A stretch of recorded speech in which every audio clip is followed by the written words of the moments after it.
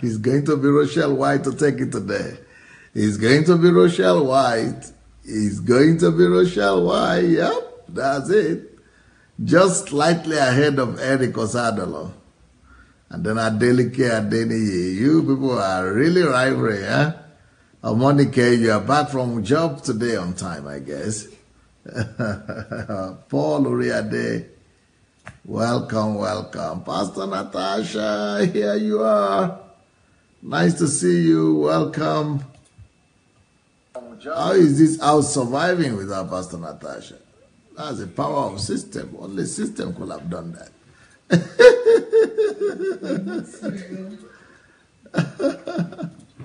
Well, we are missing you. We are missing you, Pastor Natasha. We are missing you, Pastor Natasha.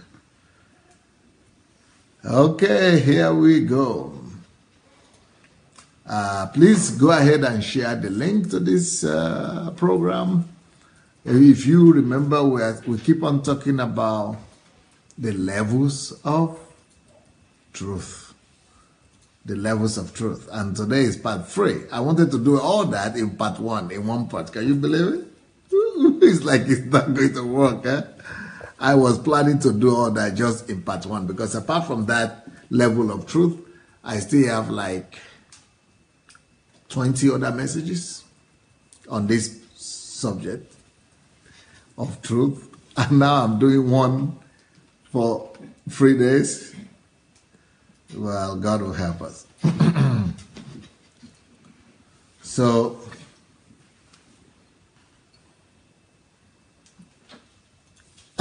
Theophilus Muiwa said, Pastor, you have just bust my head in the new book review we had a few minutes ago.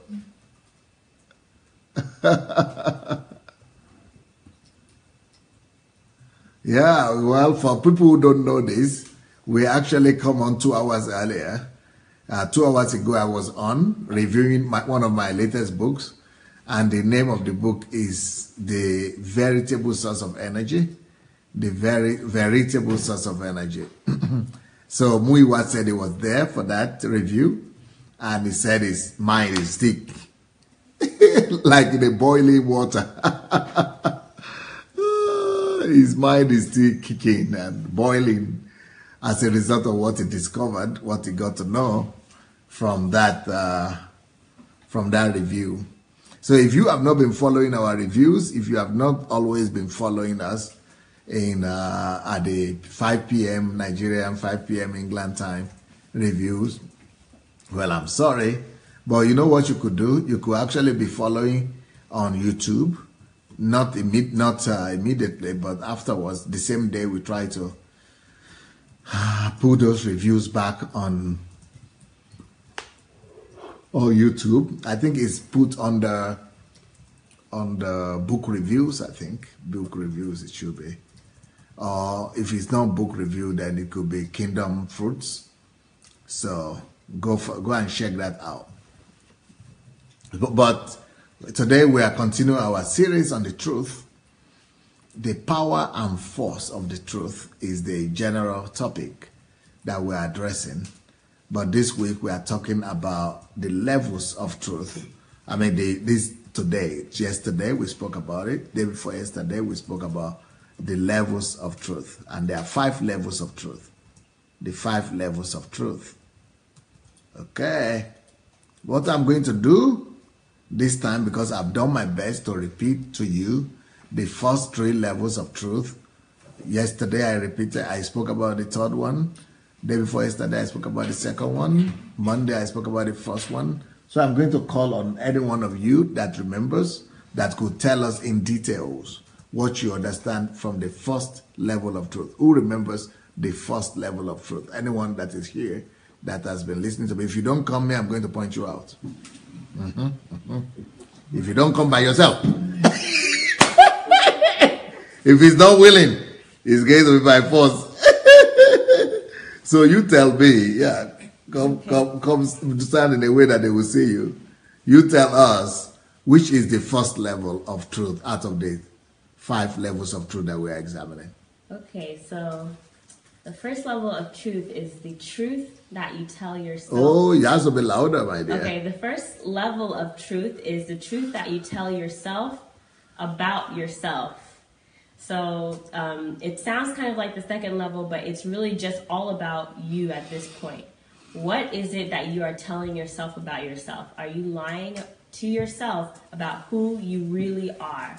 Or are you, trying to convince yourself that you're better than you are, or you're undervaluing yourself or overvaluing yourself to yourself? So an example might be like, you know that you are struggling with some addiction, but you are trying to convince yourself or justify it and say that, oh, well, it's not that bad, or because I'm doing all this good stuff, I'm still a good person. You're trying to cover up all this stuff to yourself. So you're actually lying to yourself first before any other person is involved. You actually have to lie to yourself before, that deception can really take root. So I think that was the... But there is another aspect of this first level of truth, which you got right. The first level of truth is telling yourself the truth about yourself to yourself.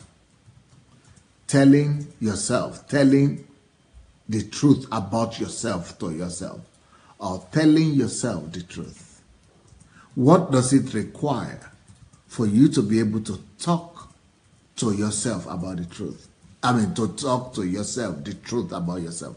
What is that as simple as you just said it? What are the requirements for a man, for a woman, for anybody to be able to get to that place where he's able to tell the truth to himself about himself? I think the words that come to mind are, number one, surrender. Okay. Number two, fear of God. Okay. And number three, humility, which I think humility and the fear of God go hand in hand. Okay. I think, first of all, you have to lay down all of your defenses, your weapons, your walls, your facade, your mask. I would need anybody that wants to add to that or say from his own perspective to also come, please. Mm-hmm. Yeah, so you have to lay down all these different things that you use to defend yourself, to protect yourself. Self-preservation is also one that Pastor Sunday has spoken about. But all these defenses that you have to be willing to let, untighten your grip, loosen your grip, and let them fall. And then once those things have fallen, then you have to humble yourself. You have to, and I think humility and the fear of God are hand in hand. And I actually have scriptures to pull that out, but I don't know exactly where. But the fear of God, that basically is saying that, where do I have to hide? God already knows me. So let me humble myself under that realization that he knows who I am and tell him the truth. Because when you are speaking to God, you also are working on yourself. So I think that when you are humbling yourself, that is showing respect to what God knows about you.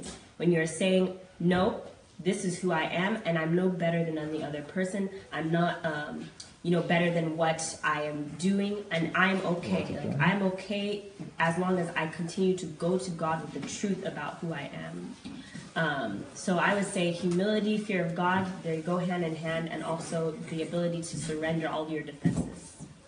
Okay. What about what are the things you would think mostly hinder people from living in this level of truth? This level of truth is the most important because it's the foundational. But there are two things that I would like you to comment on. Number one, Pastor Nkiru, you yourself told me that in this world that we are living in now, in the world of Facebook, and in the world of cell phone, and in the world of gadgets, and in the world of devices, and in the world of smartphones, people hide behind those things, thereby never even finding time, or even finding an excuse rather, from being able to tell the truth about themselves to themselves.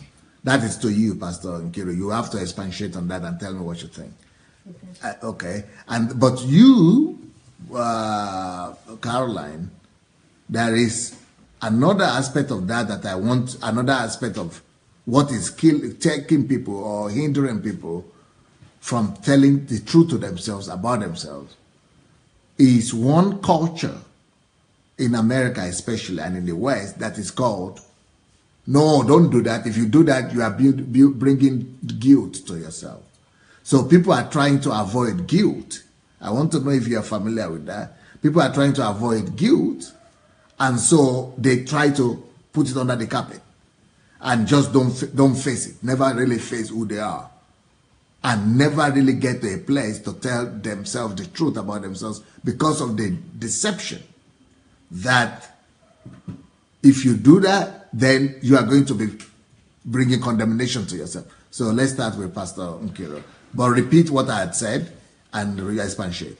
Yeah, we had a discussion and I said that most of us will rather... Only that to be louder because the microphone is... Yeah, most of us will rather bury themselves in their phones or on their social media instead of just shutting those things up to discover themselves. And the reason to this, first of all, we are not taught to do this. You know, no one teaches us that all the wealth and all the success and everything that we are chasing as human beings are within ourselves. It's only when we take time to know who we are, to discover what we are built from, that's when we can even have a taste of success. But unfortunately, we hide, you know, within the four walls of the social media. Like Pastor described yesterday, we put all kinds of photos that, you know, after doing Photoshop, how beautiful our face is, and, you know, we use all these things to break up even relationships sometimes. So social media has taken over the discovery of ourselves. Instead of just spending some time, an hour, you can hardly find someone that can do without his phone for even 30 minutes. It's like it's a modern time narcotics. Okay, which means solitude, loneliness, being by yourself, and being alone with yourself is actually one of the best blessings you could give yourself. Exactly, but we have to define that loneliness so that people won't, you know, misunderstand it. Loneliness means being alone with yourself, being alone with your thoughts, being alone, just like we say, practicing His presence. Because, you know, we say the Lord lives in us, and it's somehow when we start practicing solitude or discovering ourselves or practicing His presence, is when we bring out all the treasures that He has in us. That is where we know even what we are here on earth for. That is where we know what is all inside of us that we can use to bless the world that we are around. You know, that's what we can use to give value to someone else, which is actually what brings out the wealth that we are looking for. So all is hidden inside of us, but we don't take time to search within us to know who we are. And therefore, most of us are miserable. Most of us are in depression because I believe... Is it just the telephone or social media that... Social media and every other thing that can distract us, you know. Are we doing that intentionally or we don't even know that is happening to us? Most of us intentionally. Most of us... Hiding from ourselves and from the truth. Yeah. Some people will say, like, I was there too. I was like, I don't want anything to ever disturb my life. You know, after a situation in my life, I'm like, no news, no books, nothing, no information. I will go with what I know already. And I noticed that I started dying from that moment. So when we, you know, some of us will say that we use social media to discover ourselves. Beautiful, you know. But we should create times, daily or monthly or anyhow, that we shut down everything to discover, to just talk to ourselves, to discuss. Don't forget that the point we are talking about is truth. Yeah. And it is looking yourself in the mirror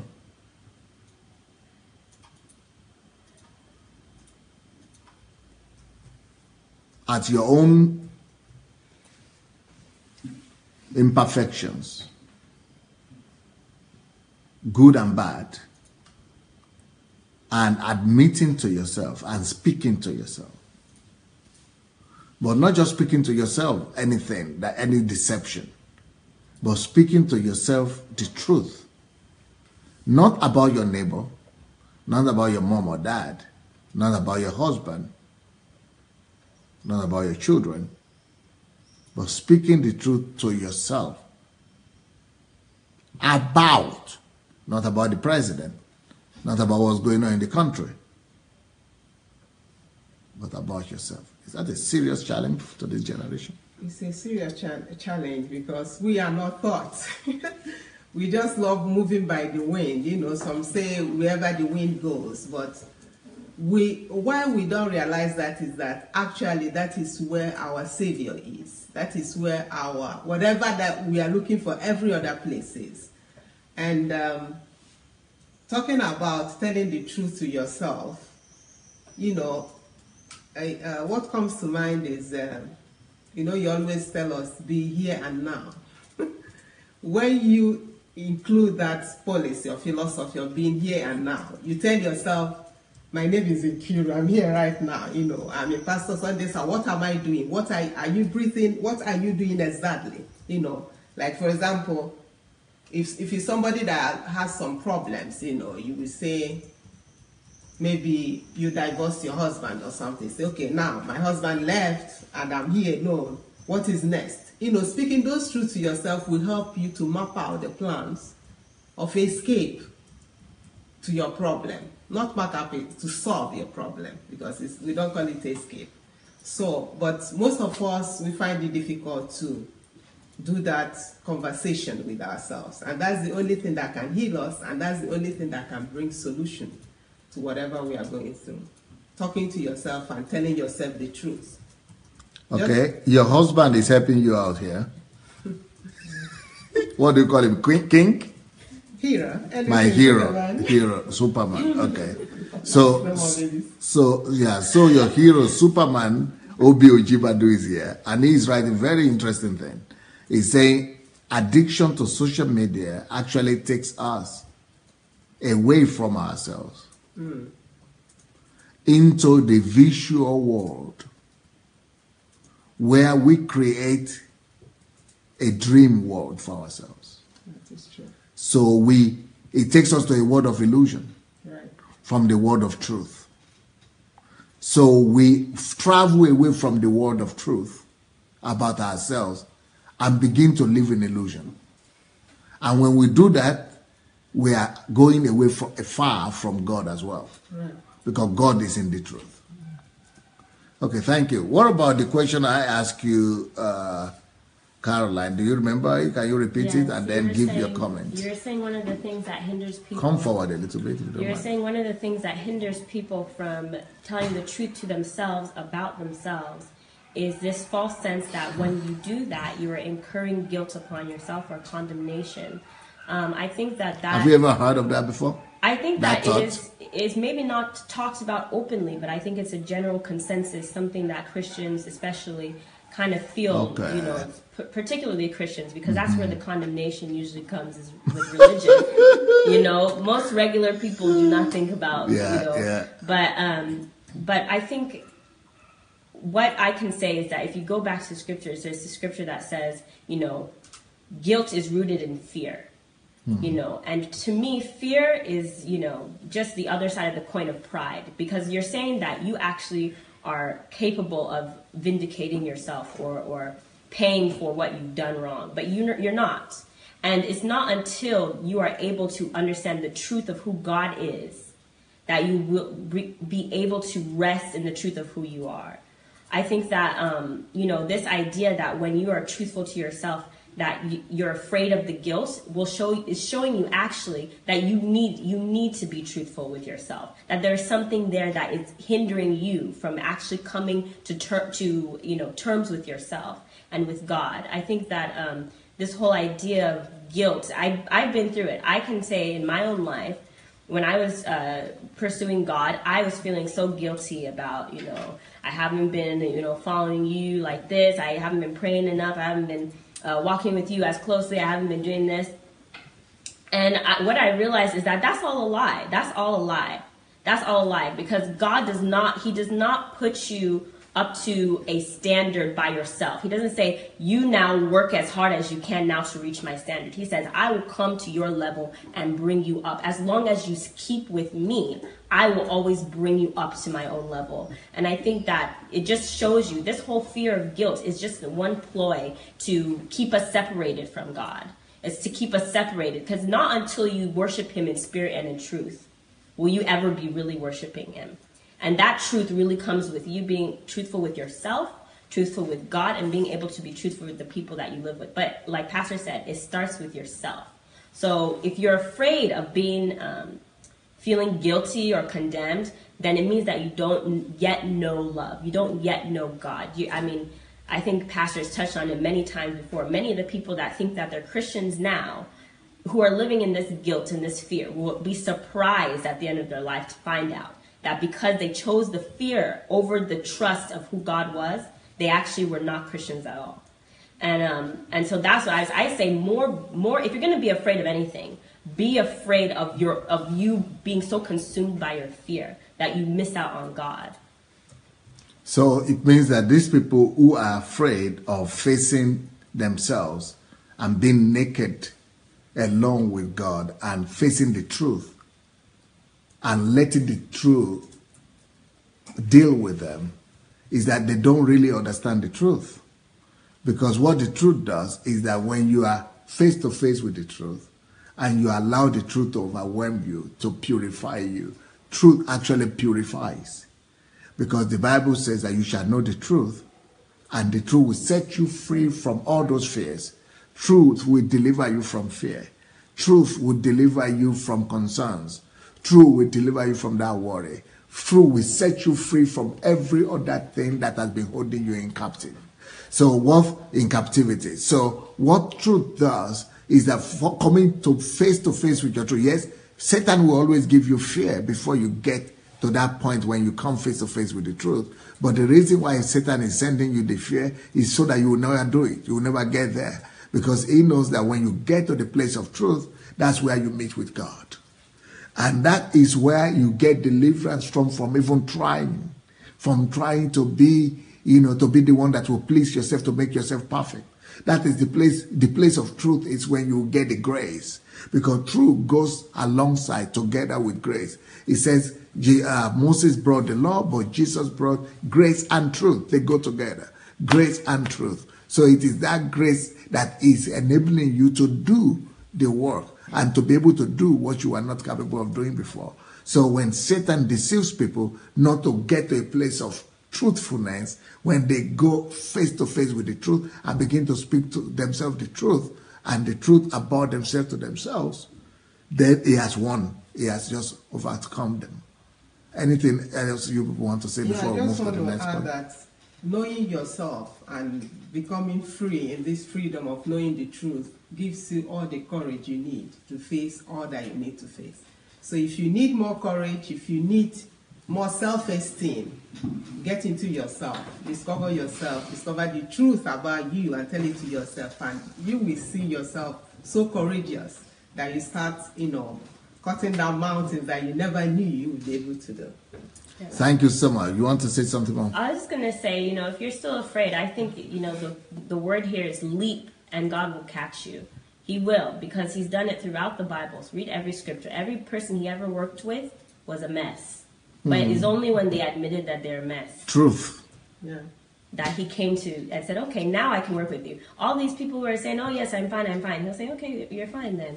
I'm here to help the sick. So if you're going to admit to me that you have a broken leg, I'll fix it. But if you're going to sit there and act like, yeah, you're okay. Even salvation itself happened at the point of truth. That is why nobody could ever get saved until they get to a place what we call repentance. But repentance is actually a point of truth. That is the point where you say, this is who I am, and just as I am. So when you get to a point of truth, when you speak the truth to yourself, about yourself, not about the country, not about the situation, not about circumstances, about yourself, that is when salvation takes place. That's when the grace of God comes. And you don't need to come forward in a service. You don't need to repeat any prayers. It's just something that is happening between you and the truth himself, who is God. So thank you so much, girls. And I'm going to call another set of girls. And while they are coming to talk to us about the second truth, the second level of truth, I see there is Wilson Araromi here. You had helped us do one book, I think one book you did for us, edited, or 2 books. So please, Wilson, will you drop me a line? After today's program, I want to propose to you a book to help me edit. But this time it's not Google edited, it's not Google translated. It is a written book that I wrote, but I just need somebody to work on the grammar for me. So if you can do that, Wilson, drop me a line. Thank you. Yeah, the second level of truth is what? Anybody remembers? Yes, so the second level of truth is when you tell yourself the truth about another. So this is when you look at people and you observe what are the thoughts that you have, what you have in your heart that you're thinking about this person that will inform the state of your heart, that will inform who you are. So the way I understand it is that you see people, or Pastor said that you see people as an opportunity to learn more about yourself. And you see people as an opportunity of God showing you the state of your heart, showing you how truthful you are about yourself when it comes to looking at people. Do you judge them? Do you point a finger at them? Or do you actually analyze yourself to understand where does your thought process go and what does that tell you about yourself? So. Okay. Yes. So this is the truth that you tell yourself about something that you see in someone. Rather than judging that person, you use it to speak to yourself that this thing I'm seeing in this person, what does it say to me? What does this mean about this other person? But you say those things to yourself rather than the person in question. So anything that you see the other person as a mirror of yourself.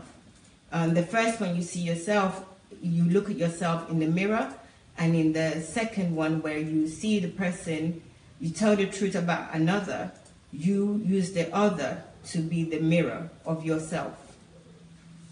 What about if you see the other person doing something that is actually really bad? Yeah. I think what we've learned... Can't scare the ladies. They say you have to speak louder or come Okay. closer, yeah. So when you see someone doing something bad that you consider is a sin or whatever it is, You can lead on this. it helps you are basically called, if you love the truth, you are called to take that opportunity to first of all look at yourself. First of all, you acknowledge that yes, this person is not perfect.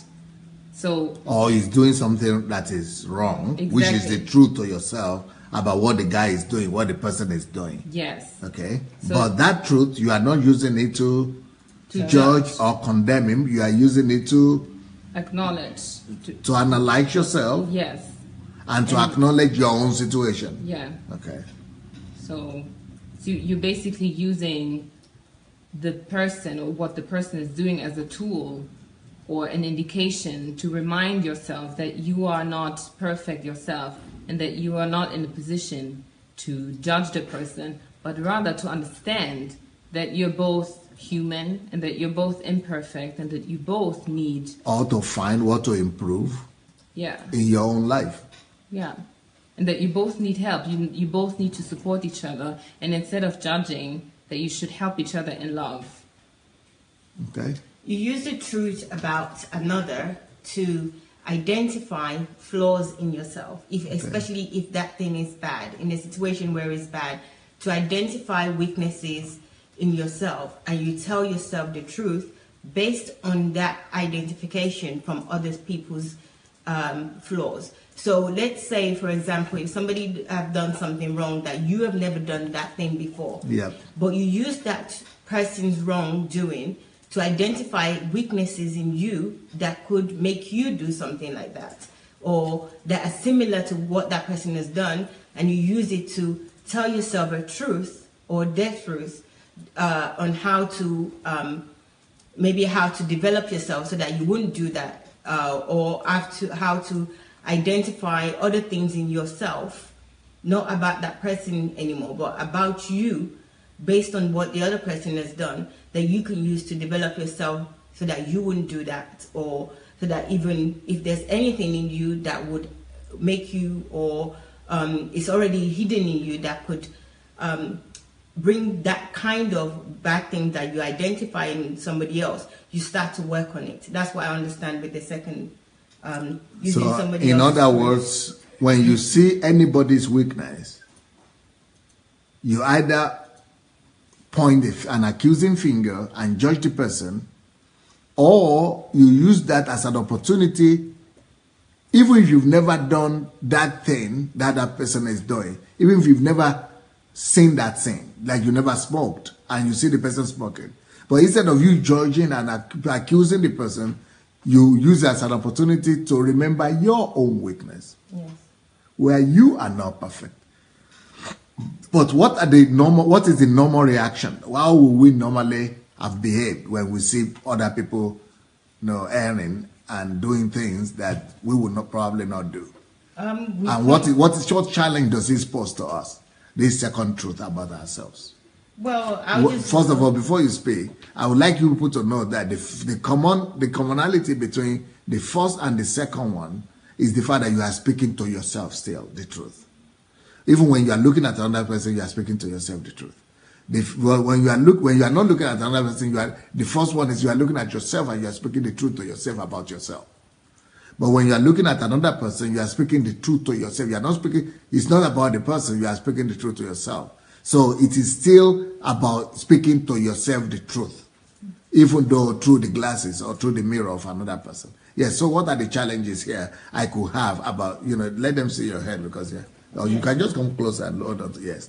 Yes, the challenges we have as individuals is that we with this second truth. Yes, with the second truth, which is looking at other people's flaws or problems or anything wrongdoing.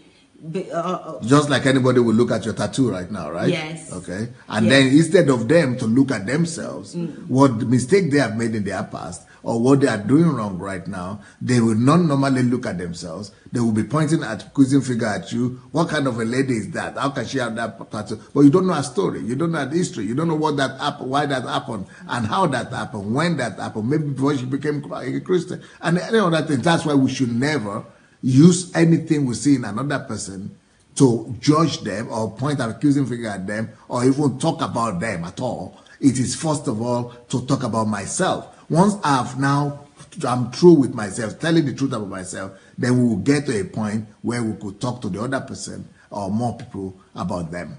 Yes. And I think, the tattoo is a very good analogy because some people will not do tattoos, but we would do. If I didn't do a tattoo, maybe there's something else that I have or that I have done.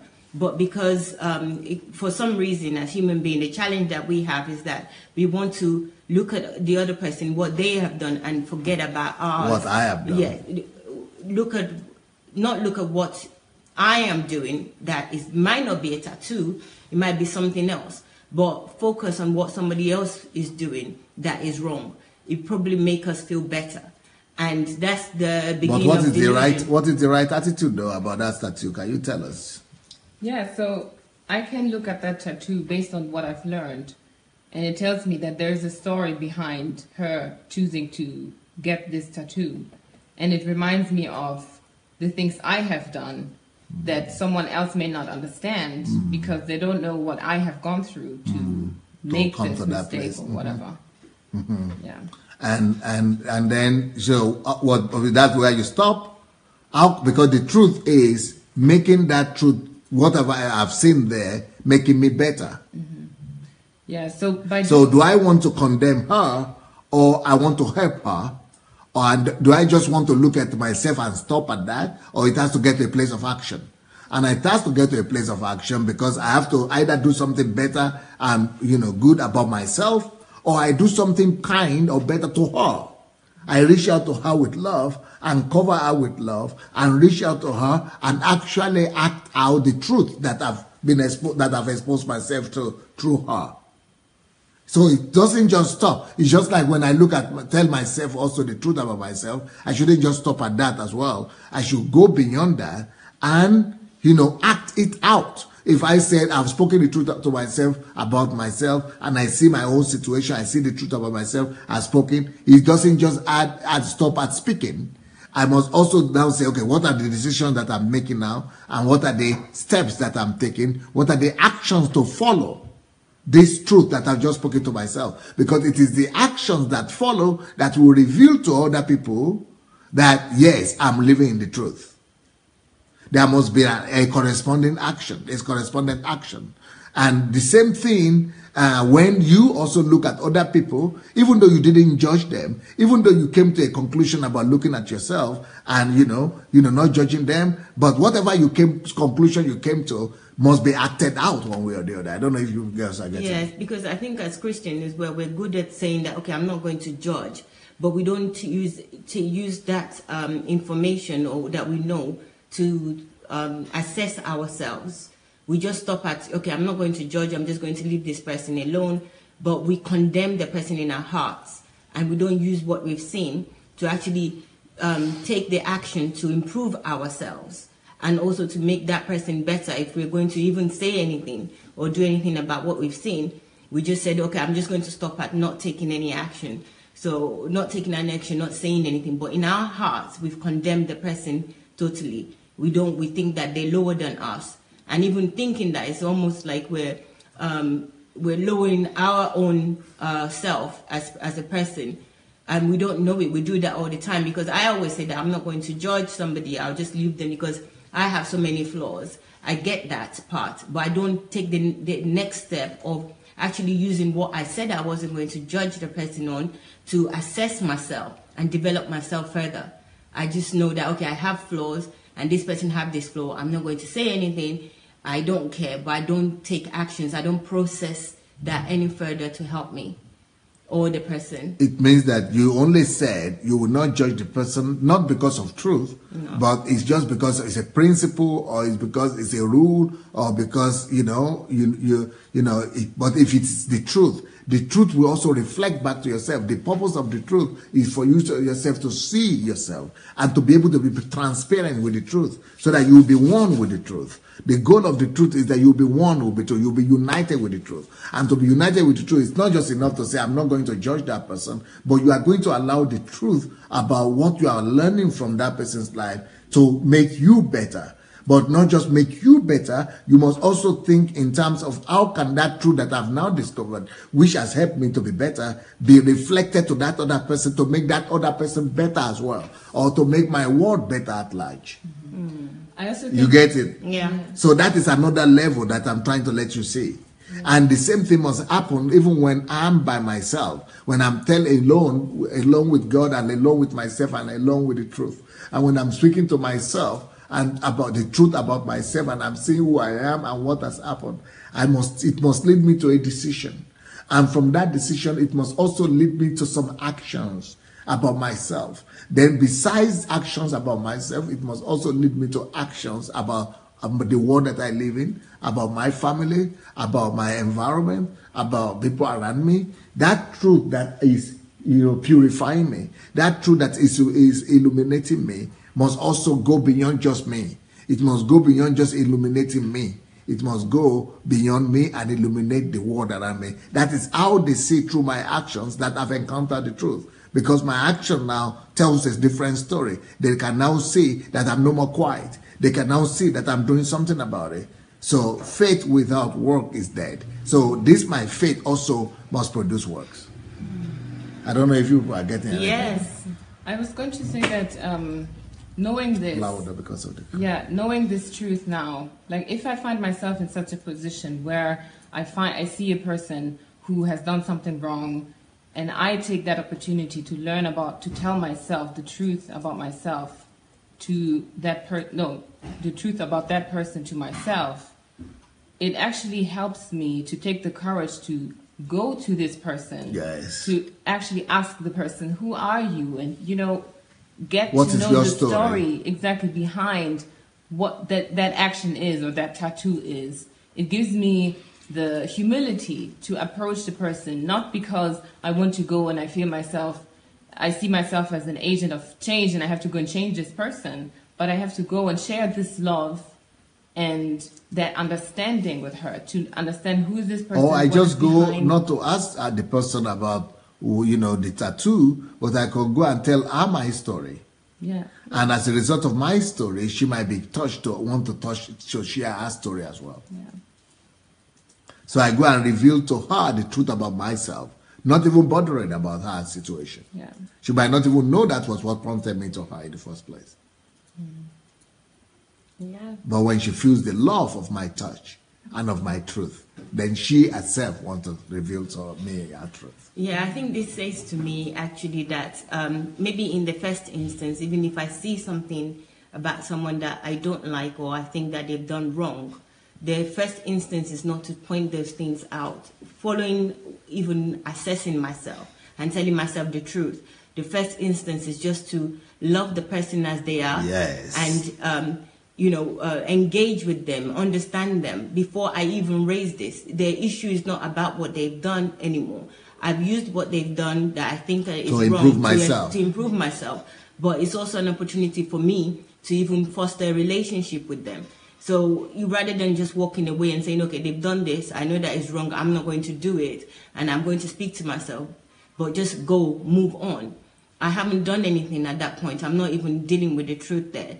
But actually developing a relationship, getting to know them, telling them about myself later on at some point, and then maybe they will tell me about themselves or not. But at least I've already identified the truth, and I didn't let what they did wrong to stop me from engaging with them and showing them love. So that's actually important to me, because I didn't realize that yesterday when you, the day that you raised this, I actually thought that it's just telling myself the truth about the situation, but moving on at that point, but not taking the actions, and also using those actions to not just the action at the surface at the beginning, but using that action to continue to still deal with somebody in love. Because we're very prone to, when somebody does something wrong, we cut them. I'm actually prone to that. When they do something wrong and I can identify that it's wrong, and I can say to myself that I'm never going to do that, and I'm going to watch not doing that. But what I do is I cut the person off. You know, I just say, I can't deal with this person. I don't want to be their friend. I know that they're wrong, that, you know, they're not right. And I do that with almost as many people as I can, really. That's just my own way. You know, I identify, I look at myself in the mirror, I said, okay, I do this wrong, they've done this wrong. From yesterday, yes, I also say to myself, I'm not going to do this. I've been wrong in this area, so I understand that. But I cut them off. I don't want to have anything to do with them, you know, because I don't want them to do it. So what you got now is? Yeah, so what I've got now is, if I make it truth, if it is really truth, then I'm dealing with it in truth. And I identify that this person is wrong, and let me identify something about myself that it is wrong, or something about what they've done that I also do that is wrong.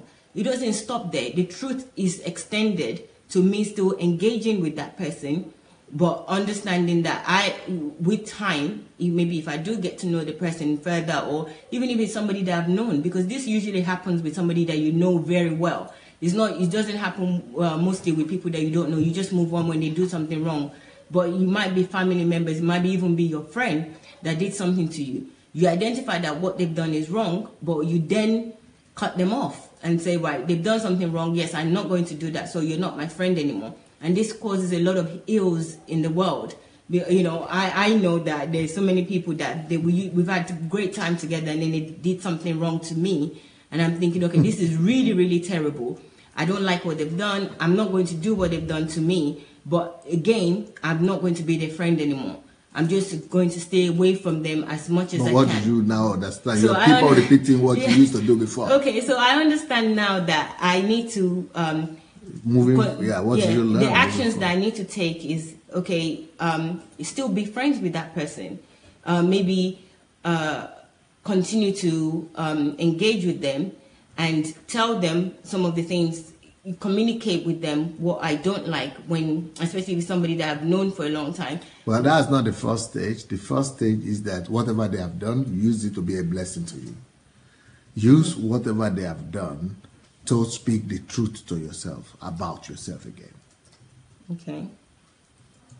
Then the second thing you need to do is that once you know that whatever they have done is no more annoying you, whatever they have done is no more making you mad, that you are free from that, then go ahead from there and say, okay, how can this thing that they have done improve me or make me a better person? So then you begin to work about on yourself. Then the third thing you're supposed to do is, if this thing they did is so bad that I'm irritated, that I'm angry, that also shows me something about myself, that I have an issue, especially if I'm angry about them.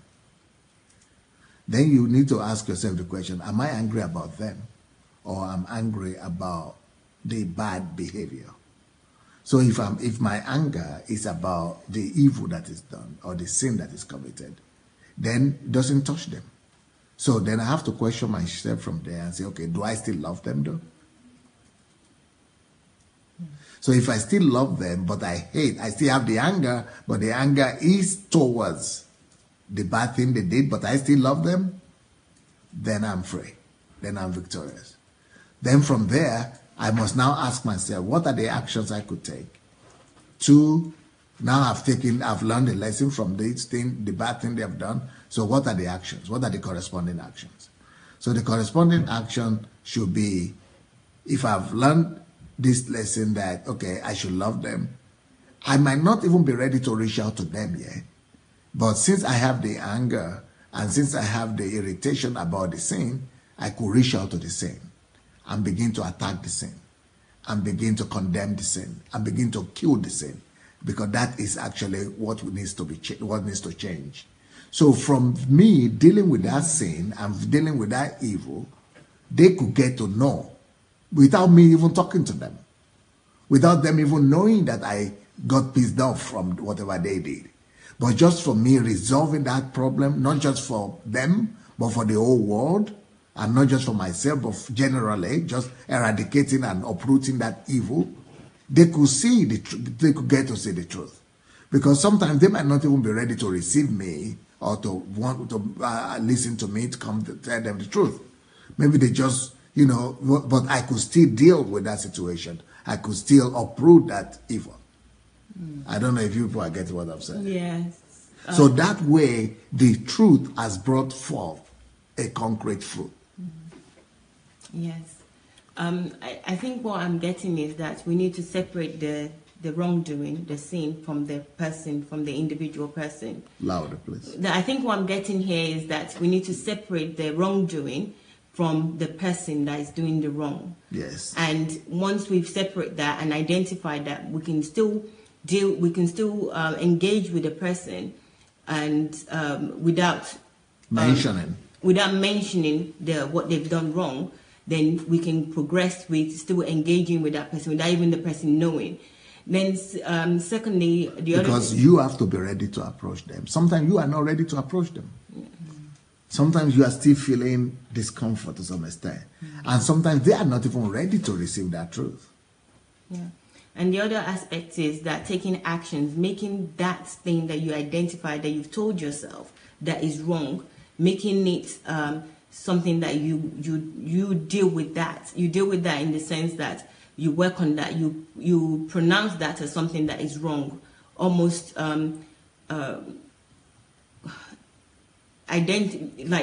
speaking about it, speaking out about it, about that issue, not hiding that issue, that problem, that sin, using that sin to make yourself better, to make your world better.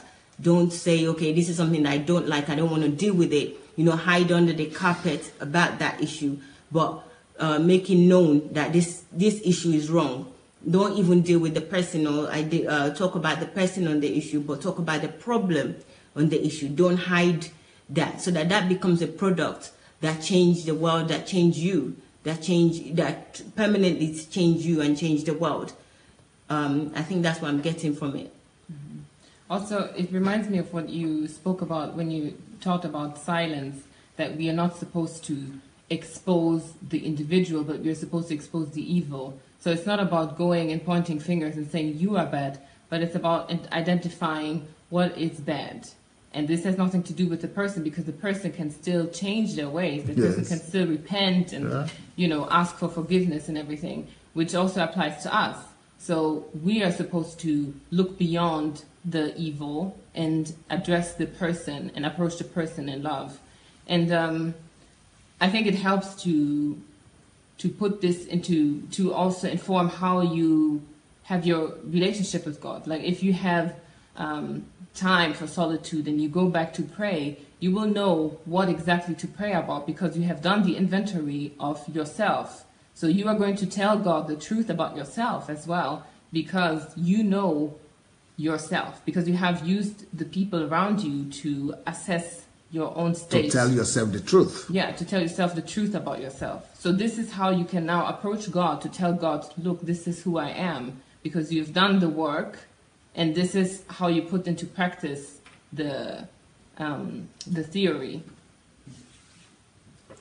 Yes, and I also think that this is how we grow as individual, and also come out of ourselves, of our own ego, that we're not perfect being. So by being able to identify what is wrong and actually addressing that wrong and dealing with it and making it something that is known, the wrong thing known, we grow as well, because we can be angry about a lot of things, but we don't take any actions on it. We just let the anger fester in us, but there's no actions, that no positive product comes out of it. It's just negative that is inside. So this way you grow. This is how you literally grow mentally, physically, emotionally, because you're actually dealing with the problem and you're addressing the problem, not addressing the person. Even if you're going to identify any person with a problem, it's yourself that you identify with it. So I think this is, because I don't understand how we grow really, other than if we don't do this type of inventory on ourselves, on the things that we see, the things that we don't like. Then, how do we grow? And also not even just knowing those things, but using those things to take actions, to take positive action for it to become a product, for it to be changed into another energy. Speaking about energy today, to be converted into another energy, an energy that will be positive rather than the negative. That's what I see. Okay, before you people go, let's look at the third. Today, actually, we have to correct the title today. We have to say that there is a practical, what do we call it? The practice, or the practical, practice. No, the practical, the practice of the principles, practicing the principles. Mm-hmm. So, because we're practicing the 3 principles we've learned already, then we are still left with 2 more principles.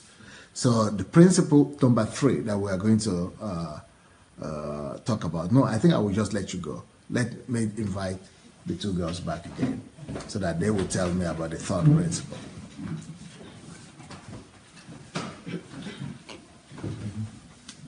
Do you people remember the principle number 3? Yes, telling the truth. Louder or closer? The 3rd principle was telling the truth about yourself to others. Okay. I believe there's a delineation between the ministerial type of doing it and the ability to admit to others the truth about who you are. So that was no. What is the description I gave? How is that described? That point. What is the meaning, and what's the difference between that and the first 2 you ones? said like Louder, please. Because the first one you are telling. Is it between the first and the second? No, don't worry. Okay, just talk about the 3rd one then. Okay. The 3rd one is telling the truth about yourself to others. And you said that there are 2 ways to it, like telling the truth about yourself to others to edify the people. You gave like... To what? Edify. To people. edify. Yeah. You gave an example of, for example, you had an abortion or something. You just don't go about, telling everybody I did an abortion, or, I just was disvirgined or whatever. But if you're doing that on the purpose of like a cause, like trying to make people heal, which actually I opened a ministry. Page, to minister to somebody, then that makes sense. But if you're just saying it for saying sake, that is all nonsense. It should not be so, because you also teach that you just don't throw your pearl to the pigs. Somebody that will take nothing from it or will even misunderstand you from what you're saying.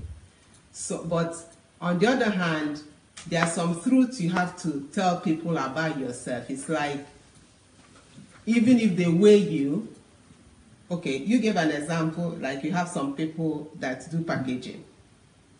Like when you look at them, they're all dressed up, or, they have some cars that are driving, for example, but they have not, they're living in Ajegule, for example. Is that what we said? I hope I'm not missing it. So it means that you are telling a lie about yourself.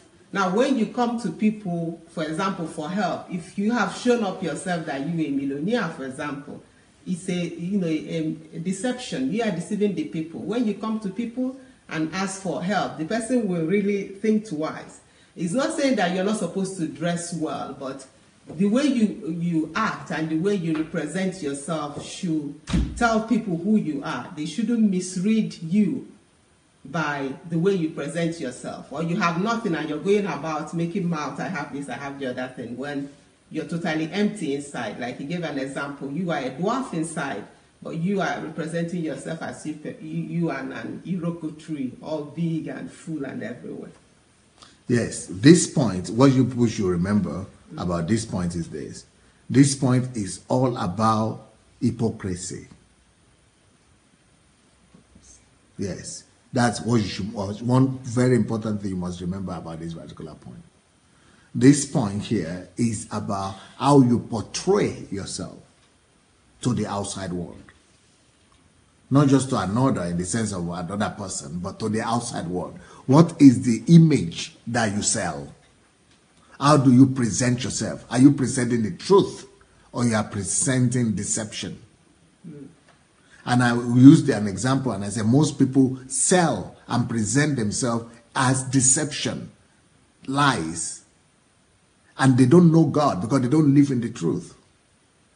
So they are not who they portray themselves to be. And I even spoke about cosmetics, that some people could use cosmetics to make themselves better, but most people use cosmetics to present who they are not, to sell a lie and deception, and to, to just, because they are living deception, their whole lifestyle is deception.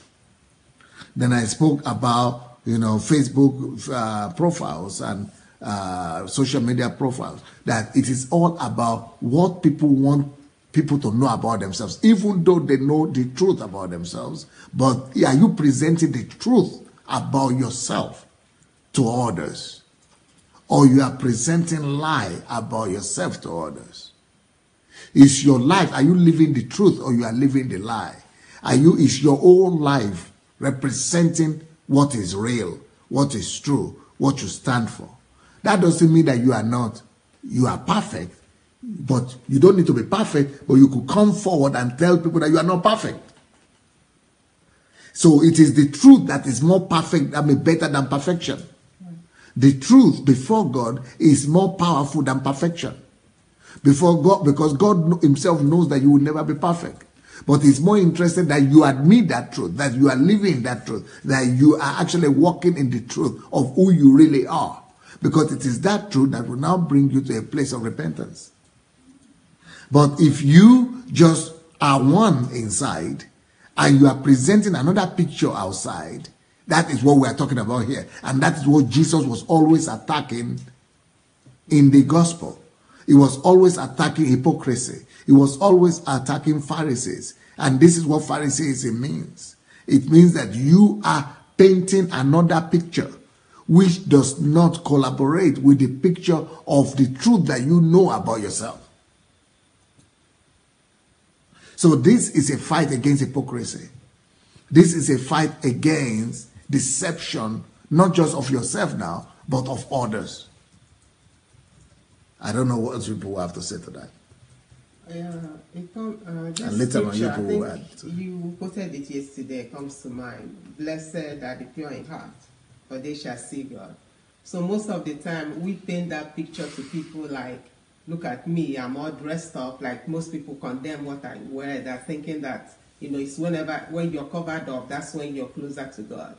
But, it might be a deception. I'm not saying that those are covered up are not close to God, but it does not say who you are. It's what is in your heart that says. And so that tells me that it's not by appearance, though we should all look good. It's not by what we say, though we should be educated and be knowledgeable, or have some wisdom. But it's it all depends on the purity in our hearts and the a pure heart. That's what will defend us. The thing that I remember from getting from yesterday about the third level, for me, the shocking thing was One Jide is writing here. Jide is quoting me and says, to God, the truth is more powerful than perfection. No, I said to God, the truth is more important than perfection. Important, not powerful. Important. Okay, go ahead, please. Yes, so the third level that I heard yesterday, or the thing that Pastor said that was the most shocking to me, was the fact that it's not just the fact that you would overrate who you really are to the world, but that you would also underrate who you are to the world. I think it's not in line with the truth, right? It's not, no. But in comparison to who you actually are, you can either present a, very boastful, overrated picture of yourself, or you can post an underrated picture for yourself. And I think that what that revealed to me is that both are two sides of the same coin. It's both pride. On the one hand, one person is saying that I am really this great person, and so therefore you should... Exaggeration. Yeah, exaggeration. Therefore you should heed me, or you should revere me, or you should respect me. And on the other hand, which is more so I think my own problem, is the fact that you would portray a lesser picture of yourself so that you can get people to stop looking at you, or you are kind of almost fear more so in the pride area. Almost like, you are not so proud, or you are not so sure about what you have, so you underrate it. But either one is a lie. Both of them are lies. So instead of assessing yourself accurately, which I believe there's a scripture about that as well, assessing yourself accurately and presenting the accurate picture of who you are to the world, you are actually trying to manipulate people's perception of you. So that they don't see, or they see something better, they see something, less attractive, so that you can protect yourself, you can preserve yourself in some way. And so that was the most shocking thing for me, because sometimes, when you are maybe an introvert like me, or you're a person who is maybe, I don't even want to use the word humble, because it's almost false humility. Yeah. Because what you're really doing is you're basically insulting what God has put inside of you by saying, oh, don't look at me. So that was the most shocking thing that I remember from yesterday, is the fact that he's not saying all the people who are boastful are evil, or they're the ones who are wrong. But anybody who is not accurately presenting what is inside of them to the world, it doesn't mean that you have to, if you know bad things are happening inside of you, you just have to let yourself go. It just means that you need to be willing to be honest about that. Be willing. Don't go out of, I guess the intention should not be to manipulate with how you present yourself in speech, in dress, in whatever. The intention of your heart should never be to manipulate. Now, if someone sees you as better than you think that you are, well, that is on them. But your intention, your own personal intention, the truth that you are actually using within yourself should not be manipulated. It should not be doctored. You should not be, choosing your clothes or your speech or so to doctor people's perception of you, I think. Brilliant. Then I also spoke about yesterday the fact that you should also, when I say the third level of truth is speaking the truth about yourself, this is something personal. This is something private when you are speaking the truth about yourself to others. Mm-hmm. One level of that is presentation of just the image. that you are presenting. That is a general form of it. But a more personal form of it, or intimate form of it, is actually telling other people some intimate truth about yourself to others. Then what is the qualification here? As I said yesterday, what is the qualification? Does anybody remember? Or do you just go about telling everybody? No. I remember you saying that people need to have proven that they have your best interests in mind. They need to have proven that they deserve the truth that you're sharing with them. And definitely I used to be one of these people too who, you know, would just kind of share all my issues with people. But, you know, it was fruitless at the end of the day because I was not using wisdom to choose who I was telling. And it wasn't like bad things happened to me, but whatever I felt like I was going to get by sharing, I did not get it because I did not qualify this person. I did not say, God, is this a person who might be able to, you know, take what I'm saying to them and help me or heal me, or, you know, what have they done, or how have they proven themselves? It doesn't mean that they were with you for 10 years, but maybe they have gone through the similar struggle. And when I think there was one time where, you know, I told one person who had gone through this struggle and had been open. She had gotten this truth where she was open now to tell other people about her own struggle, that now it was safe for me to go to her and say, this is my struggle, because she had gotten to the place now where she could edify people with her truth. And then it became clear to me at that point that it's better for you to use wisdom, listen to God, and see who is the person who's best so that I can tell this truth to. And maybe there's one truth you can tell to one person and another truth that you can tell to another person, but I think that there's wisdom and discernment that has to go, as Pastor said yesterday. This person has to have proven themselves in some way, shape, or form. They have to have qualified themselves to be responsible with the truth that you want to give them. So that they don't take advantage of you and they don't abuse it or misuse it. Or just become not even, some people just didn't even know what to say. So it was just fruitless. It was just you just divulging into almost like emptiness. Like, it's just, why did you need to tell that information? It was just, they just nod their head and say, oh, I'm sorry. You know, like. That's not even bad, but there are people who will take advantage of that and use it against you. Yeah, I have an example of that. I have some people I shared my issues with, and just a little quarrel came up, and this person just in front of everybody just let out all that I told her in the secret, and it was a shock for me. So we should choose those that we share our secrets or things that, you know. They must be qualified. Yeah, they must not be qualified. Not just choosing. There must be a basis for the choosing. Yeah, qualification. The people should be qualified. And the qualification is that they have over the years proved to you that they have your best interests at heart. Yeah. And the example is, for example, your parents or somebody who's been there for you for so many, many years and many, many times, and have proven to you through one way or the other that they are real, that they have your best interest at heart. They have proved it. Other than those people who have not proved to you that they have your best interest at heart. Yeah, and the other one you talked about is... louder, please. The other one you talked about is, I mentioned a bit earlier, is when you use, for example, you see someone that is hurting, and you know that if you tell this person your truth, it will help the person to heal faster. Mm-hmm. Yeah, this is one of the things that I do. That when I see someone hurting, I tell the person... Yeah, that's ministry. Yeah, I tell the person my truth, and the person will see that he's not in any trouble at all, that God has his back and we see him through. So when we minister to someone through our own pains, it's a sign of healing and a way of ministering. And that also means that you have arrived at a point of truth, right, to be able to do that. Right. The truth has set you free. Now you can use that same truth to help other people, right, and set them free. Right. Beautiful. Now I would like the girls to come. And before we, this is number 3. This is truth level 3. Remember, I want to remind you again, level 1 of truth. There are 5 levels of truth.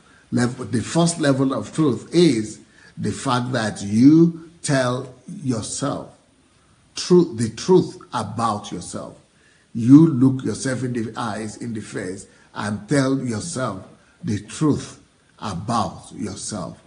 Number 2 level of truth is that you tell yourself also the truth about another person, about other things that are happening, about other events that are happening, but you don't use that to talk the truth to the other person, but you tell the truth to yourself about that thing that is happening, or about that person that has happened. I mean, that is the thing has happened to, or whatever that person did. But number 3 is that you use, you yourself tell other people the truth about yourself. You tell the truth about yourself to other people. So, but that is in your lifestyle every day, and then in your communication every day. So anything you want to add to that?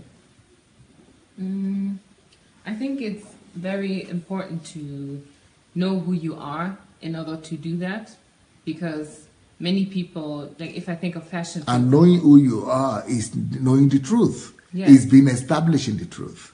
You see, knowing who you are can only come by getting to know the truth about yourself, your identity, and getting set free in that truth, and being free in that truth, and being established in that truth. That's exactly what we're talking about. It is the truth that only does that. You can only know yourself by the truth, and from the truth, and through the truth. Yeah. So I think about fashion, for example, that many people, especially women who don't know who they are, they look for people to copy, especially celebrities. So they look for these images and try to make them their own, while that is actually not the truth about themselves. They don't know themselves, and that's why they search around and try to, be someone they are not. And I think that is one way of knowing that, you're living a pretentious, like you're living a life of pretense. And this third level really showed me that it's that importance of really having an identity, and that identity, deriving that from the truth and really living it. And so you wouldn't even have to think about, what should I wear, or what should I say, or how should I do this, how should I do that, because you have that identity already in yourself. No, I think what to wear, but I look for what to wear from inside myself. Yes. I'm saying and you don't what look I am informs what I wear. Yes. I'm saying you don't look at the outside to inform what you have to You could, wear. but when you look outside, you are not looking to copy somebody, but you are looking to study what is there, what best reflects who I am. Yes. And then you pick what reflects who you are, and then you dress yourself from inside outside. Yeah. That's I agree with that, and that's basically what I was going to say, because that's what I do when it comes to my own way of dressing myself or styling myself. I look for things that really suit me, that represent myself and who I believe I am in the inside and how God sees me.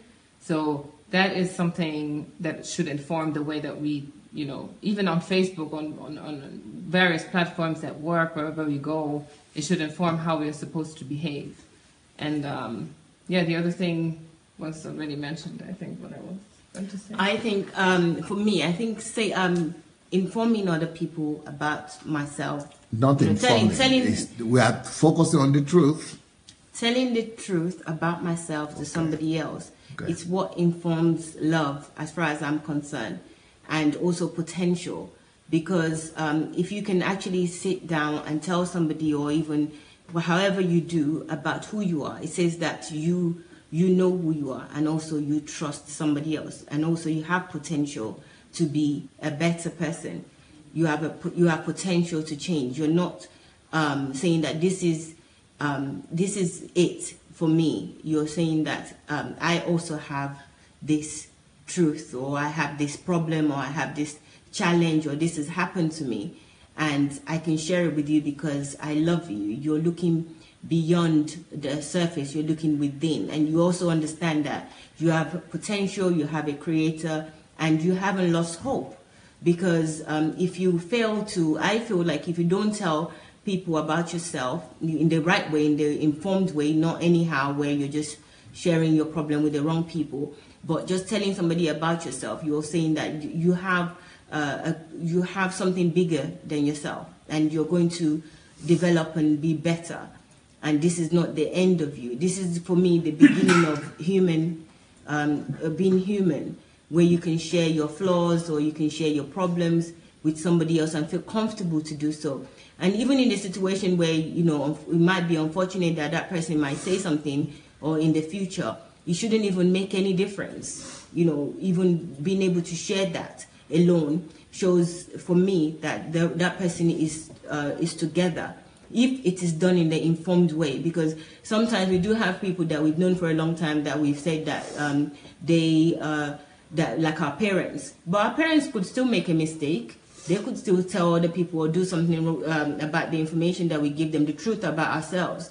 So just being able to and comfortably saying that to yourself, that even when I am still happy, whatever the outcome is, but just being able to do that. That I'm walking in the truth. I'm working in the truth. You know, I can look, it's almost like looking at self in the mirror through somebody else as well. For me, that is that through somebody else, identify that that mirror may crack, you know, the other person, it may crack, something may happen, but a cracked mirror doesn't necessarily mean that that truth about me or my reflection, what I see about myself, has changed. So even in the situation when somebody comes and tells your story or they ridicule you about it, it doesn't change the fact that you are somebody that is able to make an assessment of the truth about yourself and share that truth with somebody else that you love, you care about, in the right process, in the process of not just seeing anybody on the street and just saying those things, you know, to release yourself. It's not about just releasing yourself of, oh, I just want to tell you this, I want to confess what I've done. It's about you knowing that this is a truth about me. I want to share this with somebody else. I want them to grow, and I also want to grow. And whatever happens later on would not even make any difference, because you know who you are, you know what is built inside of you. So I think for me, this is my favorite one. When, you know, each one they're quite good, but this is also good because this is what connects us to others. This is what connects us. The first and second, you know, is something that you work on yourself, you do by yourself. But this third one is really what makes us human with other people. You know, what makes us like godlike, like Christ-like. Yes, Christ-like. This is the one that makes us Christ-like. And it could be challenging, it could be difficult. We might want to even share things with just friends. And even friends sometimes can fail us. But if we understand that even in telling these things or sharing these things, the purpose is not for them to keep it and just be our friends forever and be loyal to us.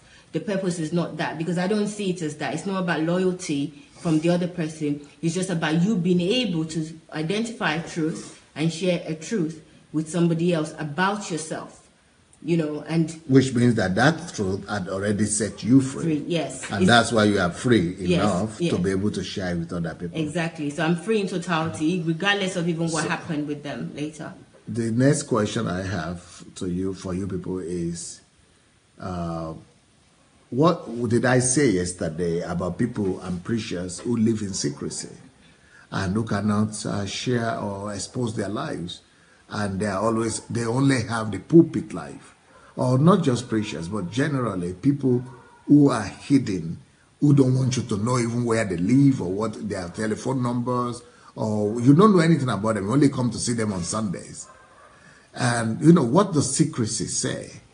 When you are hiding away from the truth, when you cannot share when you are not practicing this third level. I think it's perpetual fear that it creates in a person, and also no. What is making somebody to live in that kind of secrecy that it cannot, and it doesn't get to this third level of truth? Why is it that people don't live a life that they can portray and they make themselves vulnerable, or you know, to open up or to let people know what their lives is, to just make their lives an open book? What is stopping people from doing that, from what I said yesterday? Okay. Deception? Yeah, please. Yeah, I think it's I think it's definitely deception and not knowing who you are. Feeling like you have to camouflage something about who you are. You don't know who you are. You don't know your identity. So you want to deceive somebody instead of identifying the truth about yourself, going through the first and second steps you don't want to. And also, you want to feel superior to other people. You know, if they don't know anything about you, then there's nothing that they can use against you. You think that there's nothing they can use against you because they don't really know who you are. So you're pretending to be what you're not. So eventually you're going to be living in delusion. So I think first thing is that is deception. And it's not just you living in delusion. Even people following you are living in delusion. Yes, that's right.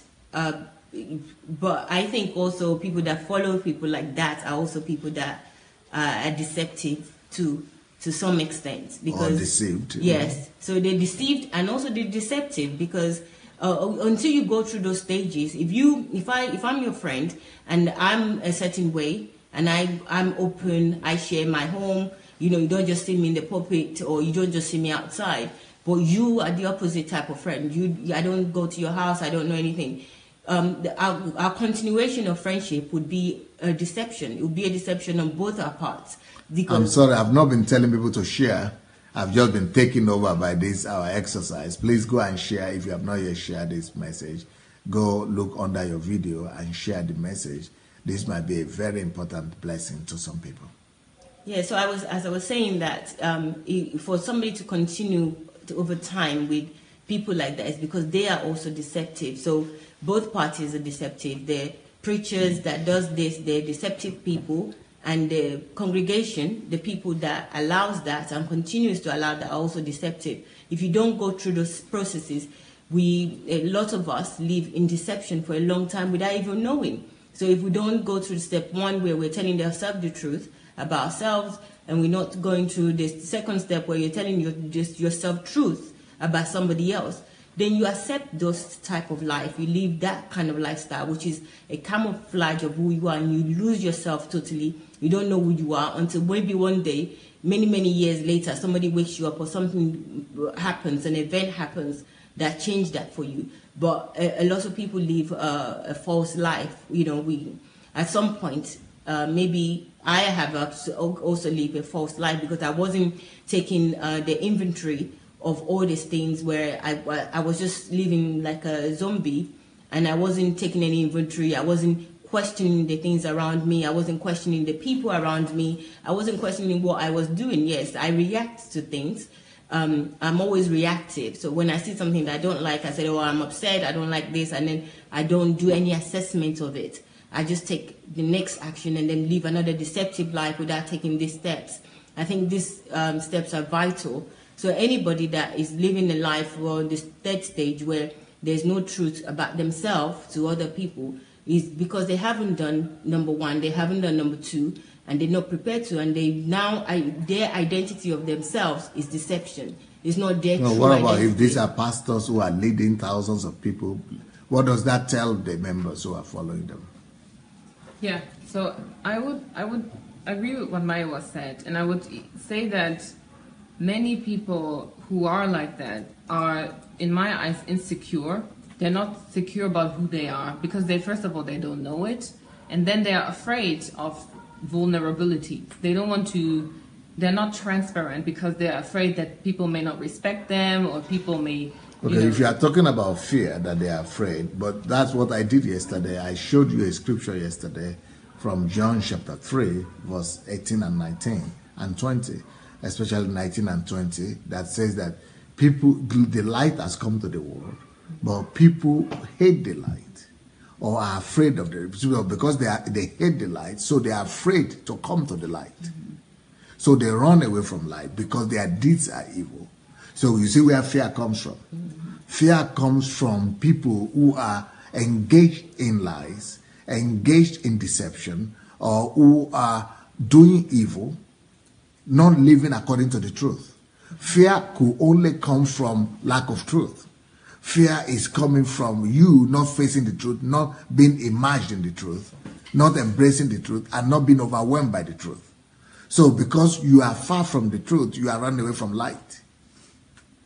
And so because your deeds are evil. So that's why people are afraid.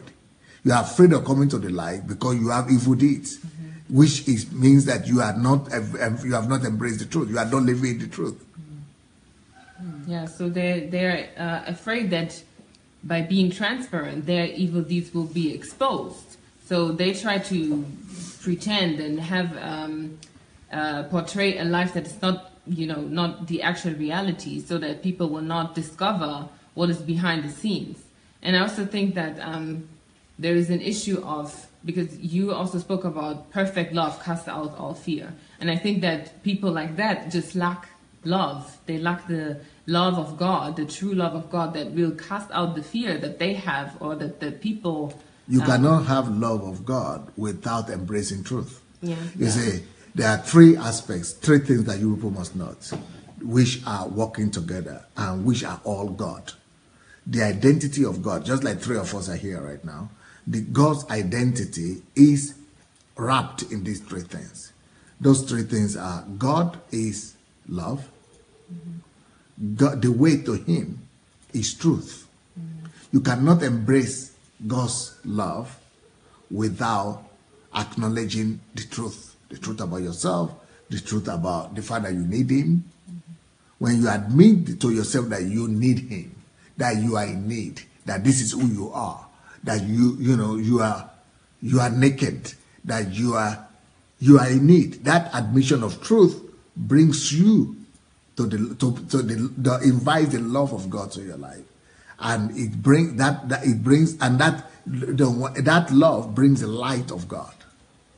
So there are three things: the love, God who is God of truth, God who is God of love, God, the same God, and cannot be separated from his truth.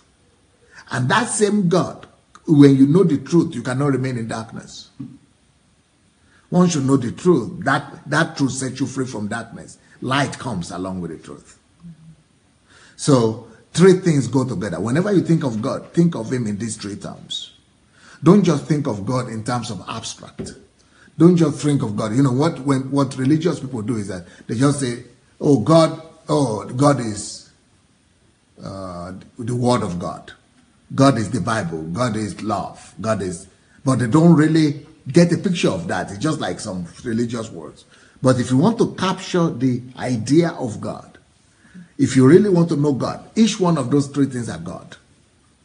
Love is God. Truth is God. Light is God. Yeah. So these three things is how you see God.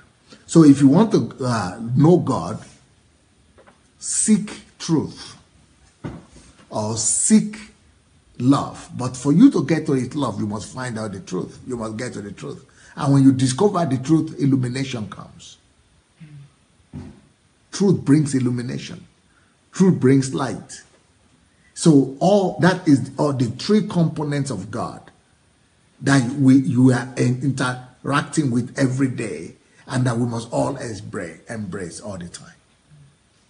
I don't know if that is clear enough or it's not so clear. Yes, it's clear, but your question was that why these people continue to do it. So you understand the reason why now? Yes, Because yeah. they run away because they don't have the truth. They are involved in the works of darkness. Because without the truth, you cannot have light. It is the truth that brings light. And because they don't have that truth, they are living in darkness. So they don't really have the love of God too. yes. I don't know if you people are getting it. Yes. So when a pastor or a leader cannot expose his life, I'm not saying every detail, like saying, but when they cannot come out and tell people who they are, when he's not projecting who he is, when he cannot be vulnerable or be transparent or make people see what he's doing, what his life is about, and you only see him once in a while or from the stage or the pulpit, and it's hidden, his lifestyle is hidden, no lifestyle, nothing, you cannot see, nobody knows what he's living. It's just like some myth or some spirit that is just coming. And then, or when a pastor or ministers try to make everything look so perfect and pious, that means they are living in hypocrisy. That means they are living in lie. And what is that lie? They are portraying to you that they are perfect, whereas we know that none of us is perfect. No human being can be perfect. That's the truth. So why should I portray that pious lifestyle to you? Even though we're saying that is holy, oh, that man must be holy, but he's actually lying to you.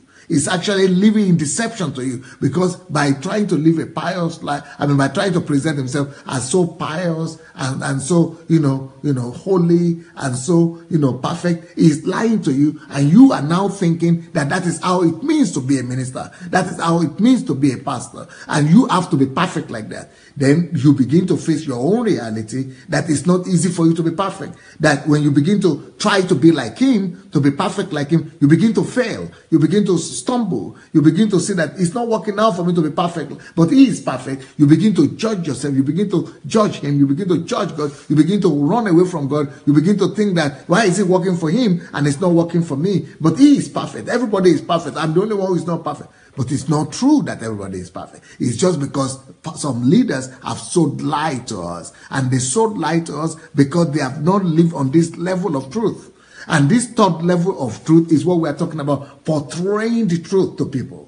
Portraying the real truth about your life, about yourself, to the congregation that you are leading. Don't create an impression that you are perfect, or that you don't have challenges, or that you don't face some of those things that they face. And don't begin to tell them, that they have to be holy. They are the ones who are going to backslide, and they are the ones who are going to. But it is not true. You are not right, because you yourself have things that you are struggling with. You yourself have things that you have failed in. You yourself have areas that you have stumbled. You yourself have experiences that, they are now experiencing. But you are not letting them know. You are creating an impression as if you never went through that. It's just like what is coming to my mind right now is like men, women, or even some women, the question of masturbation. Masturbation is one situation that every young man, if you are not married before, you are not married from 16 and you have been a teenager before and a young adult, there is no way you've not, as a man, you have not encountered the question of masturbation. It's just not possible. Even if you didn't masturbate, then probably you had wet dream, or what do you call it? Wet dream. But most people have touched themselves either in the sleep, or while they are sleeping, or in a dream, or while they are alive, either consciously or unconsciously. And, maybe while watching pornography or movies or something, or so anything has happened. Many, many things like that have happened to a lot of men, but even women. Because statistics said 97% of all men have masturbated one time or the other in their lives. And 70% of all women. So this means that, people telling you, but in churches, like in my situation, in churches, the impression you have is that anything like this is a sin. And so and many people up to today, they are writing me and they are saying, oh, I want to commit suicide. Why do you want to commit suicide? Oh, because I've been having this situation with masturbation or wet dream. I don't know what is happening. I wake up and wet, or, but they don't tell them the truth that even me, I struggled with it when I was younger, and it's normal. It's normal for you when you are not married, or especially when you are in teenage years, to have experiences like that. And that you just need to repent, move on. Don't make it an habit. Don't make it a lifestyle. Ask for forgiveness and move on. But when we tell people as if, no, you are a Christian, how can that happen to you? These kids begin to think, oh, I'm a Christian. How could that happen to me? How did I allow that to happen? I want to commit suicide now. I want to go and kill myself. I want to go and do this. It's because they have not been told the truth that things like this could happen and will happen. Move on, put yourself together, forget about it. Don't expose yourself to things that will make you to do those things anymore. But if we don't present ourselves as vulnerable, I even have an article, 20 ways to overcome masturbation. And where I was even telling my story in that article on my blog and in the internet. It's there. So, and I'm thinking, but pastors will say, no, you are a Christian. You are a Christian, that's all. And they create an impression to you as if they never struggled with it. So that you are thinking, I'm the only one in the whole church. I'm the only one in the whole Christendom that is not perfect. Now, I must be a sinner. God will never use me. And it just goes on and on. I don't know what you are getting what I'm saying. Mm-hmm. Yes. Mm-hmm. Yes, we are. The topic that you raised is quite interesting. I'm reading some of the comments. Yes, I think with sex or anything to do with that, especially preachers, they don't really they don't address it in the appropriate way. It's just like recently now, right? We had this big scandal in Nigeria, one apostle, one man of God. And people are just saying, oh, he cannot do that. Why do you say he cannot do that? Any one of us can do that. Yeah. And everybody say, oh, I didn't do it, I did it. What's the problem? Anybody can do anything. You know, just come around and say, okay, you know, things went wrong, I'm sorry, apologies, forgive me, that's all. You don't need to tell everybody that, but, you know, just don't create an impression as if because I'm a man of God, I'm immune. I don't know if you are getting what I'm saying. Yeah. I think that's the way people in church or these type of people understand holiness.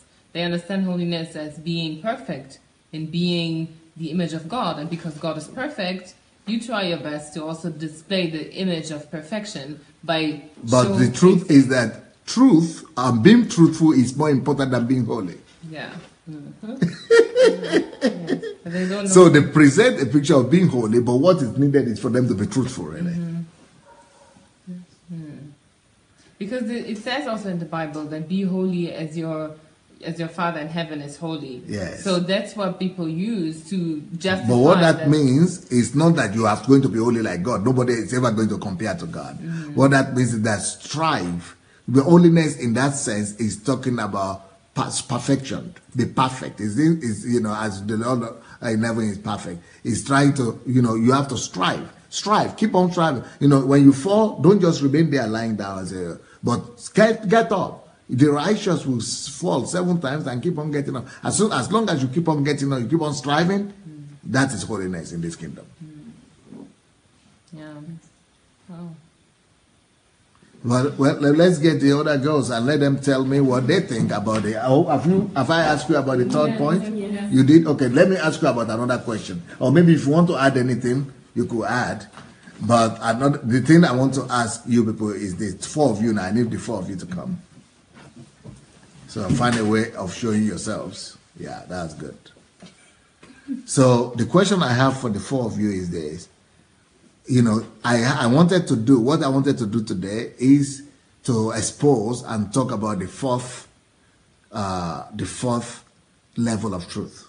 I was even planning, really, let me tell you the truth. I was planning to do today the 4th and 5th levels of truth. But see the way it worked out? I never got to do the 4th, and I never even got to even touch the 5th. And but we were able to do the practical analysis and practical application. I think it should be practical application, right? Mm-hmm. Practical applications of the principles of truth. So I think that's what we should call the thing. Mm-hmm. Practical applications of the principles of truth. So these principles of truth, the practical application we did now, do you think it is necessary? And I'm not just asking you for this question. I'm asking our viewers who are still with us right now. Is there, because I just felt that there is a place for not just me talking and explaining, but I must also get the feedback on how you are getting it. And that's why I decided to do this practical application, so that I will be sure what you are hearing. Are you really hearing what I'm saying? And that people will also be able to know and be able to assess themselves, you know, how they are doing with what they thought they've heard me say. What will you people say about this? Well, I definitely think that it's necessary. I mean, until you started, I didn't think it was, because with a lot of the issue of the truth, until we started discussing the practical assessment of it, more understanding came to me. You know, and the third one, where you're telling yourself the truth, telling the truth about yourself to somebody else.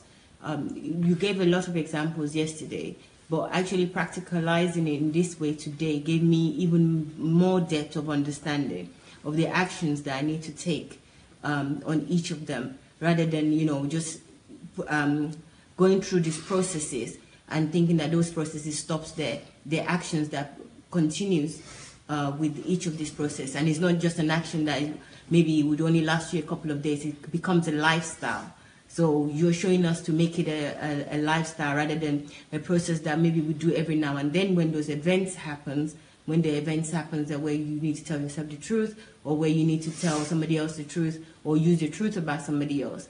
It becomes a lifestyle. So this process that we're going through, where we're practicalizing it, makes it something that it has to be a lifestyle for it to work, for the truth to live in me, and for me to demonstrate the truth. Do you now see a connection between this and a plague of silence that we've been speaking about? Yes. And about taking action, being proactive?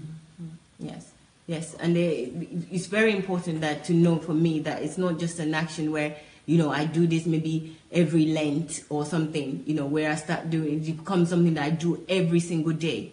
It's not a matter of a special moment. It's not a special time. It's a daily activity that becomes me, becomes my lifestyle, becomes the way that I operate. So the truth would always live in me. So the truth doesn't become something that it's, yes, you know, when something strikes me, it becomes something that I do regardless, which is me. It's synonymous Every with my second, life. yes. I am immersed in the truth. I'm living in the truth. I'm buried in the truth. I am synonymous to the truth. Yes. That's where it's supposed to be. Who is the next one to say anything?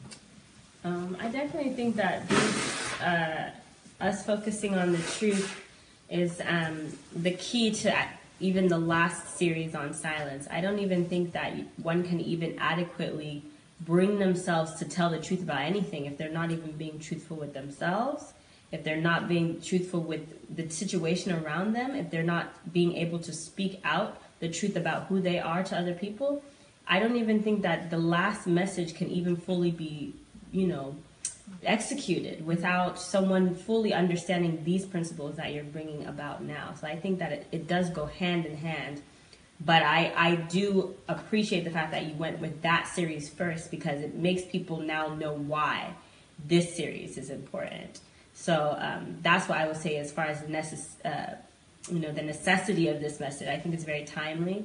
And I think it's one of the most essential things, actually, not just even to silence. I think even your series on analytical thinking, I think many of your series require this one, because there's so many different ways people lie to themselves.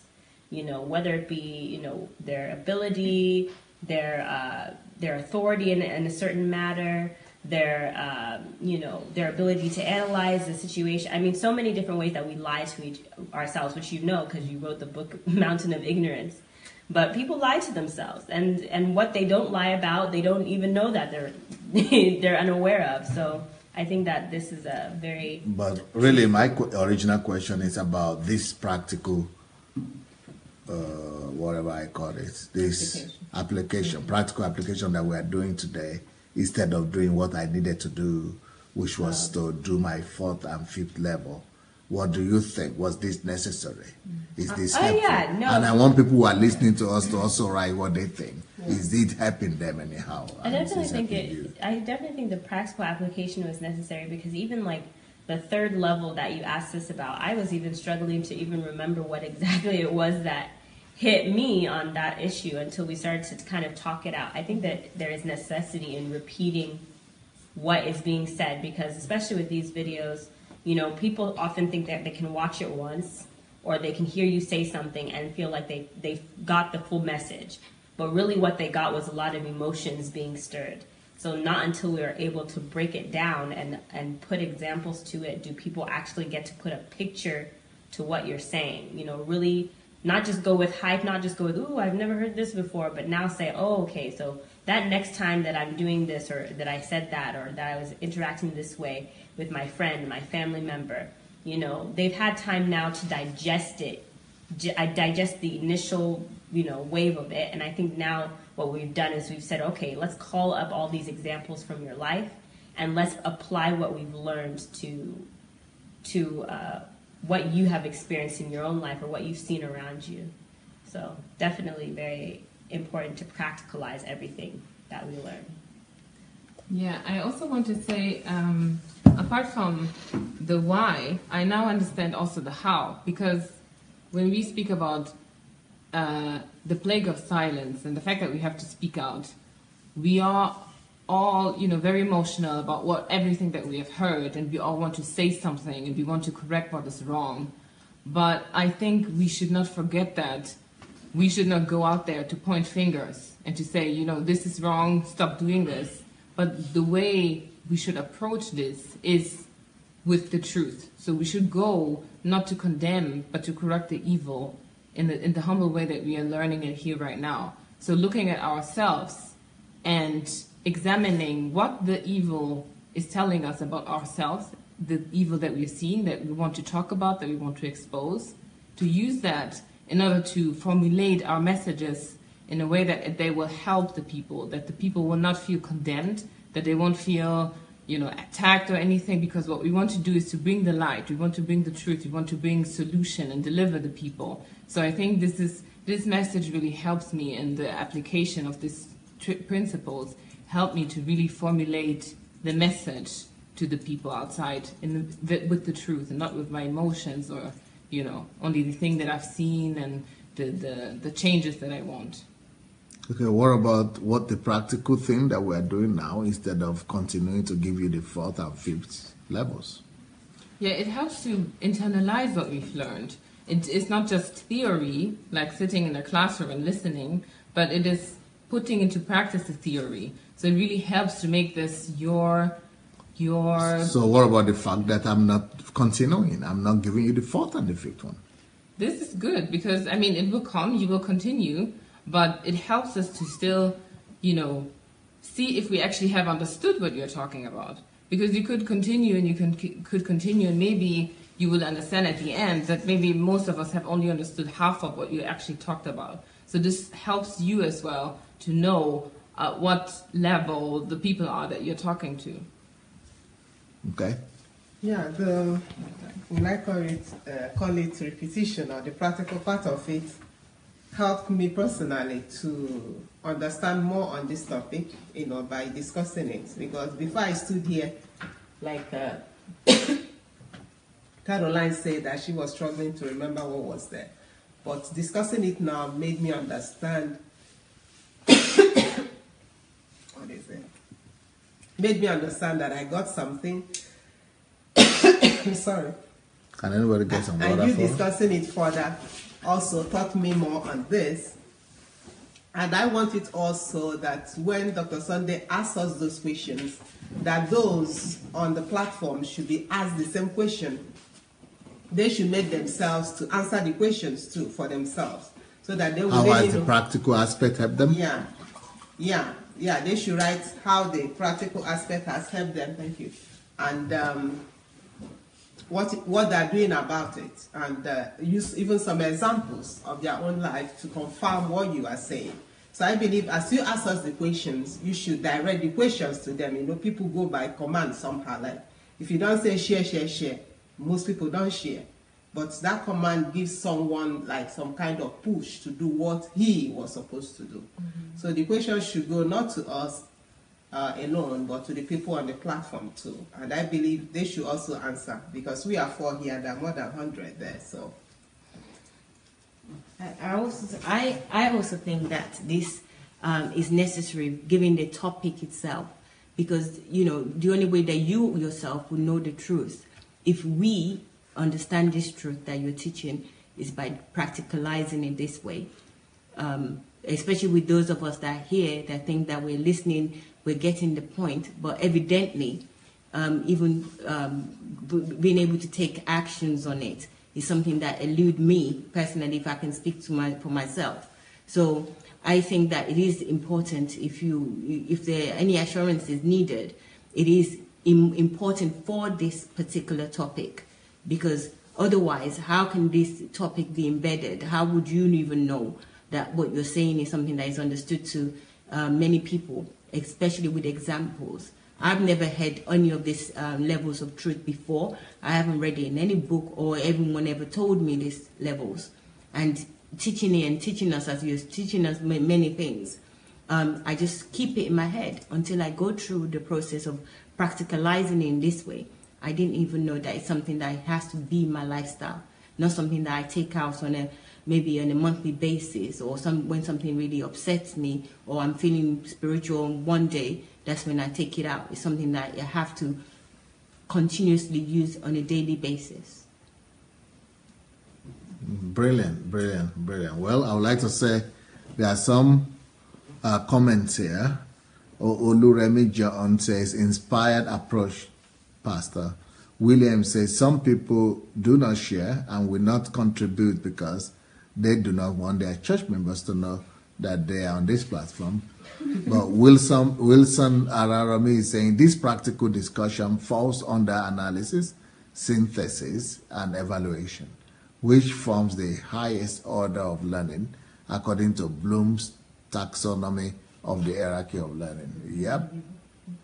That is what made me to start doing HMT, by the way. That's what I shared there. Ife or Ife, is it Ife or Ife? Ife Fernandez says, DSA, without the truth, issues will always be compounded, complicated, and destructive because one lie begets many more lies. And that's why we must now, embrace the culture of speaking out. And, because it is the truth. It is the truth that lives in you that prompts you to not want to be quiet. And it is that truth that you are in that would never allow, you don't want darkness to overwhelm you. If you are living in the truth, darkness, you don't want darkness. You want to, dissipate darkness rather. You want to destroy darkness. And that's why you want to spread the truth rather than allowing darkness to overwhelm you. That's why we are talking about the culture of silence and it's the culture of death and all that. So that's why we approach darkness and we speak out. Olusegun Afolabi said, tonight's assessment is very good. It gives me more insight to the treated topic. It gives more insight to the treated topic. Jide says, if this is very important because DSA operates in the prophetic or strong meat, which means that it will take some measure of explanation to break down the revelation being freely shared here. Volker, we have been taught to hide our sins. And that's what the church has been doing, right? And pretend to be holy. We are like actors. We live the role of others and wear masks to cover up our dirty areas.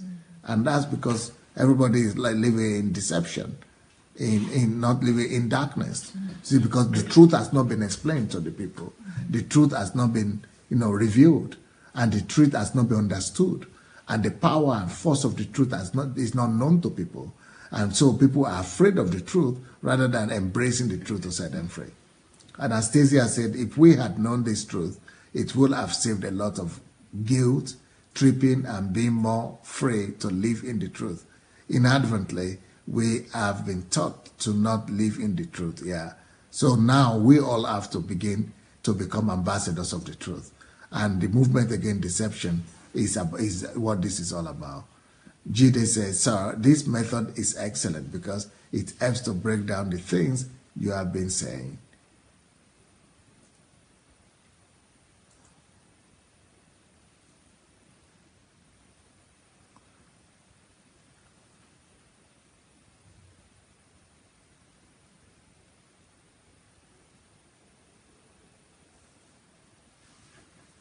Monica, thanks so much, DSA, for this teaching.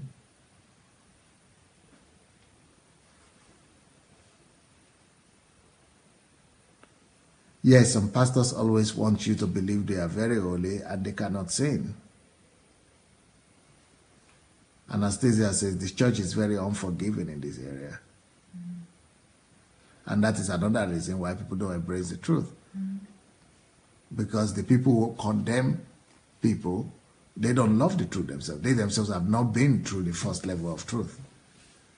Maya says, God bless you, Pastor. This is the message the whole world needs.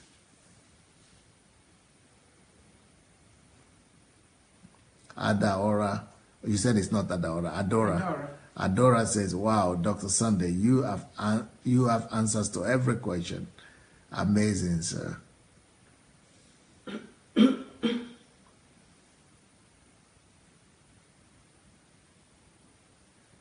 Monica, but some people's dressing always portray. Look at that about that.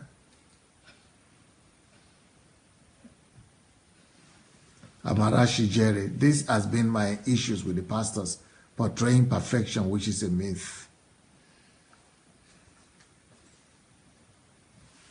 Volka, when you are not projecting who you truly are, your secret lifestyle, that means you are living in hypocrisy. That's right.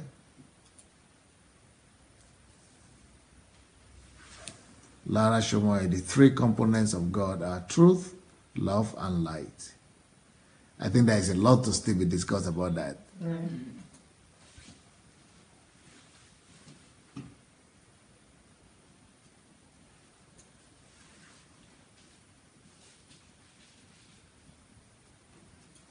Okay, thank you so much, everyone.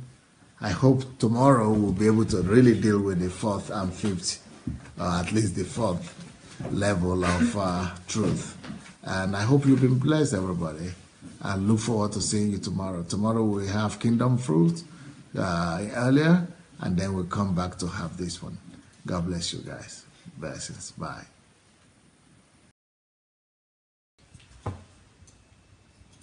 Hello.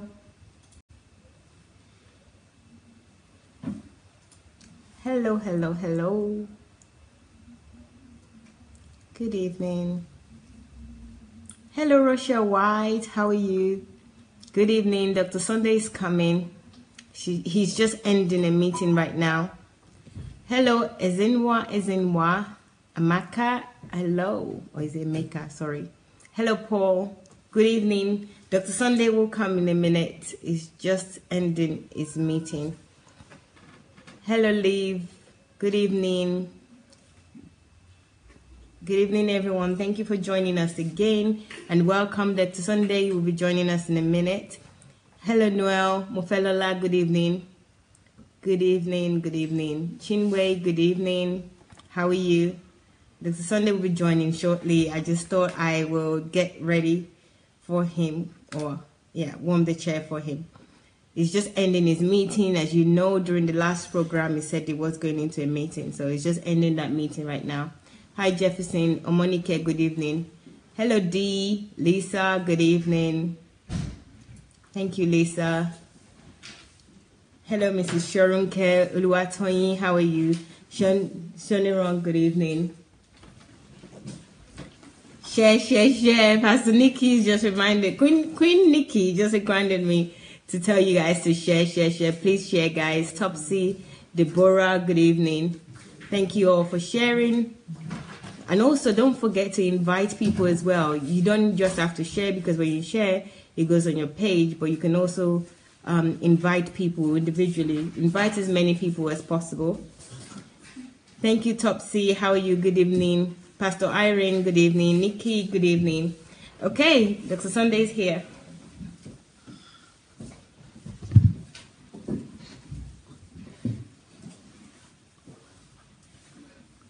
All right, guys. How you are doing today? Welcome to the continuation of our very, very illustrious topic, very, very unique topic about the truth. So today, for sure, we are going to look into the fourth dimension of truth, fourth level of truth, because we looked into the three levels of truth and we got stuck a little bit in that one. Now we're going to continue to do the fourth level of truth, and then we'll go to the fifth level of truth, and we'll continue from there. So we have been examining the 5 levels of truth, the 5 levels of truth. And before I continue today, I want to first of all let you know, please go and share the link if you have not yet shared the link. Please, let's go ahead and look for the link, for our share button, and let's go share the link, please, if you don't mind. The power and force of the truth is the general topic this week. The power and force of the truth. The power and force of the truth. Like I said, we have examined the 3 levels of truth, And today we are going to continue and look into the fourth level of truth. Now, in the beginning of this series on Monday, I quoted Neil Donald Walsh, and as somebody whose quotation about truth, I believe that particular quotation was from God. But some people want to know, does that mean that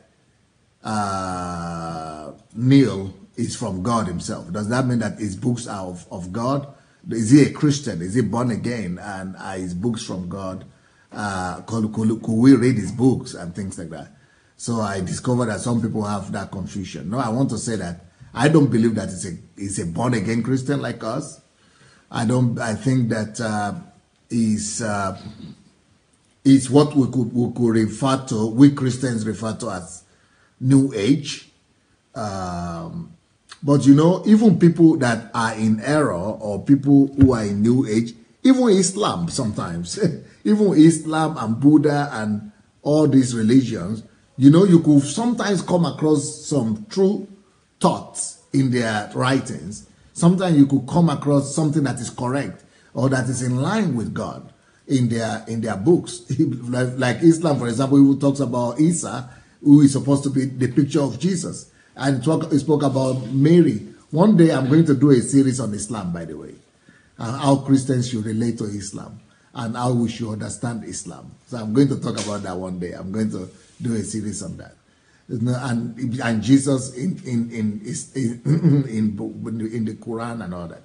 So the same thing. I am reading everybody's book. I'm reading as much as I could read. I'm going as wide as I can, but that doesn't mean that I'm going to agree with all these people. So people like Neil Donald Walsh, I cannot agree with his doctrines and with his teachings on God and on his position on Jesus and on the New Testament. So don't quote me that I am quoting Neil Donald Walsh, that you know that that we can read his book or he's from God or he's a believer. No. I don't subscribe to that. I think Neil Donald Walsh is a New Age proponent and is not a Christian in our own evangelical understanding of the word. And I think, you know, it's not somebody to be followed by Christians. But why do I quote him? I cannot deny, even if the truth, if I'm a lover of the truth, the thing is that even my enemies, if they say something that is true, I must not say, oh, because it's my enemy, what they say, I don't recognize it, even though it's true. It's just like saying right now that if I read something in the Islam, in Quran, that is true, then I go and say, oh, it's not true. Why? Because it's from the Quran. But if it is true, it's true. Okay, for example, if Islam says, don't steal, and I go and say, where is it quoted from? You quoting Quran? How can you quote Quran? There are some religious people that don't care. They just say, if it is Quran, anything Quran is bad. So even if Quran says don't steal or don't kill, we will say it's wrong because it's Quran that was quoted. Or actually you quote Quran, even if Quran says, sometimes I quote all kind of writers in my books. I quote the Eastern, people. I quote any kind of person that is saying anything in line with what the truth that I'm exposing in that particular book. So that doesn't mean I subscribe to what that person believes. So I want you to understand this right and clear, that I don't subscribe to the belief systems of Neil Donald Walsh, but his quotation about the truth, what he said, some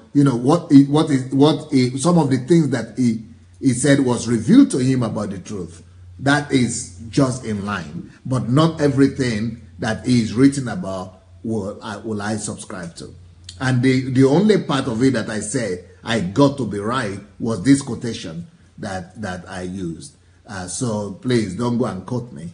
But the quotation is absolutely right. But somebody said, even my own explanation of this truth is much more expanded, is much more broader than what Donald himself wrote about.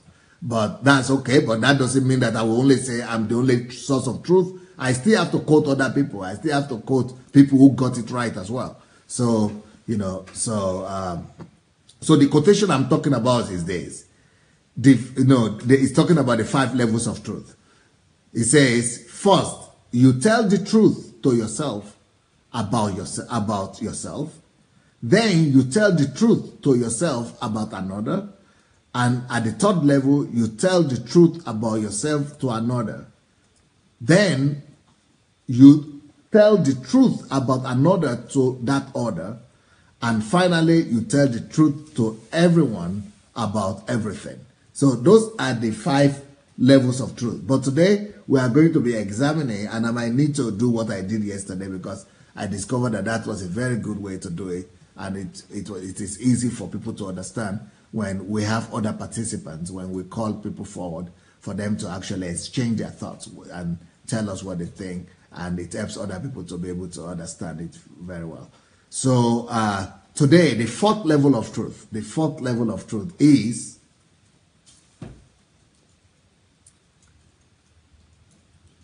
when you tell your truth about another to that other person. Okay, can I have 2 people? Yep. Ladies on Anyhow. voice. It's your turn today. Yeah, so let's have 2 people here. So we have 2 people here. This level of truth is, I'm not going back to the 1st and 2nd, 3rd level, because if you miss those, you could go back to the teachings we have done from Monday and go and listen to those. So the 4th level of truth is when you, let's say you, can you raise your hand, Frank? Okay, Frank, let's say Frank believes that he has the truth. Frank believes that he has the truth about Heidi. Now, when you tell that truth that you believe that you have and you know about Heidi, not about him, but your truth, any truth that you know, and about him too, to him. Okay. Put your hands down, sorry. So, this is not so easy the way it looks like. First of all, we have to know that before you qualify to tell another person any truth at all, you must first of all expose yourself to that truth. You must have spoken to yourself about that truth. And you must have used that truth to query yourself, to examine yourself, and to perfect yourself, if you want. You must have used that truth to purify yourself. You must have used that truth to make yourself better. So before you go to speak to another person about them, make sure that you have gone through 3 levels of truth first.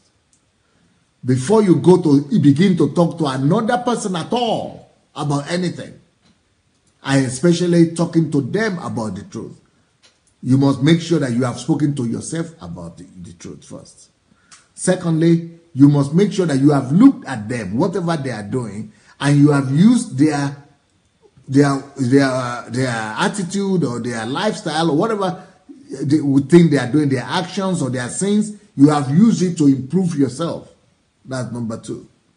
Then you must also make sure that you have also projected the right image, the real truth of who you are to that person and to the world before you can now say you now qualify to go and talk to that person or another person whatsoever about whatever truth that you know. Now, for it to be easier for you, we need another person.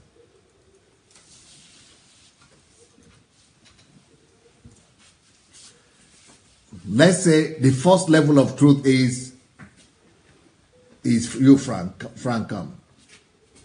So this first level of, bow down so that they see you. This first level of truth is, we are using levels of truth, right? I am one person. You are one person. Before I could go to the third level of truth, this is the first level of truth. I did the second level of truth.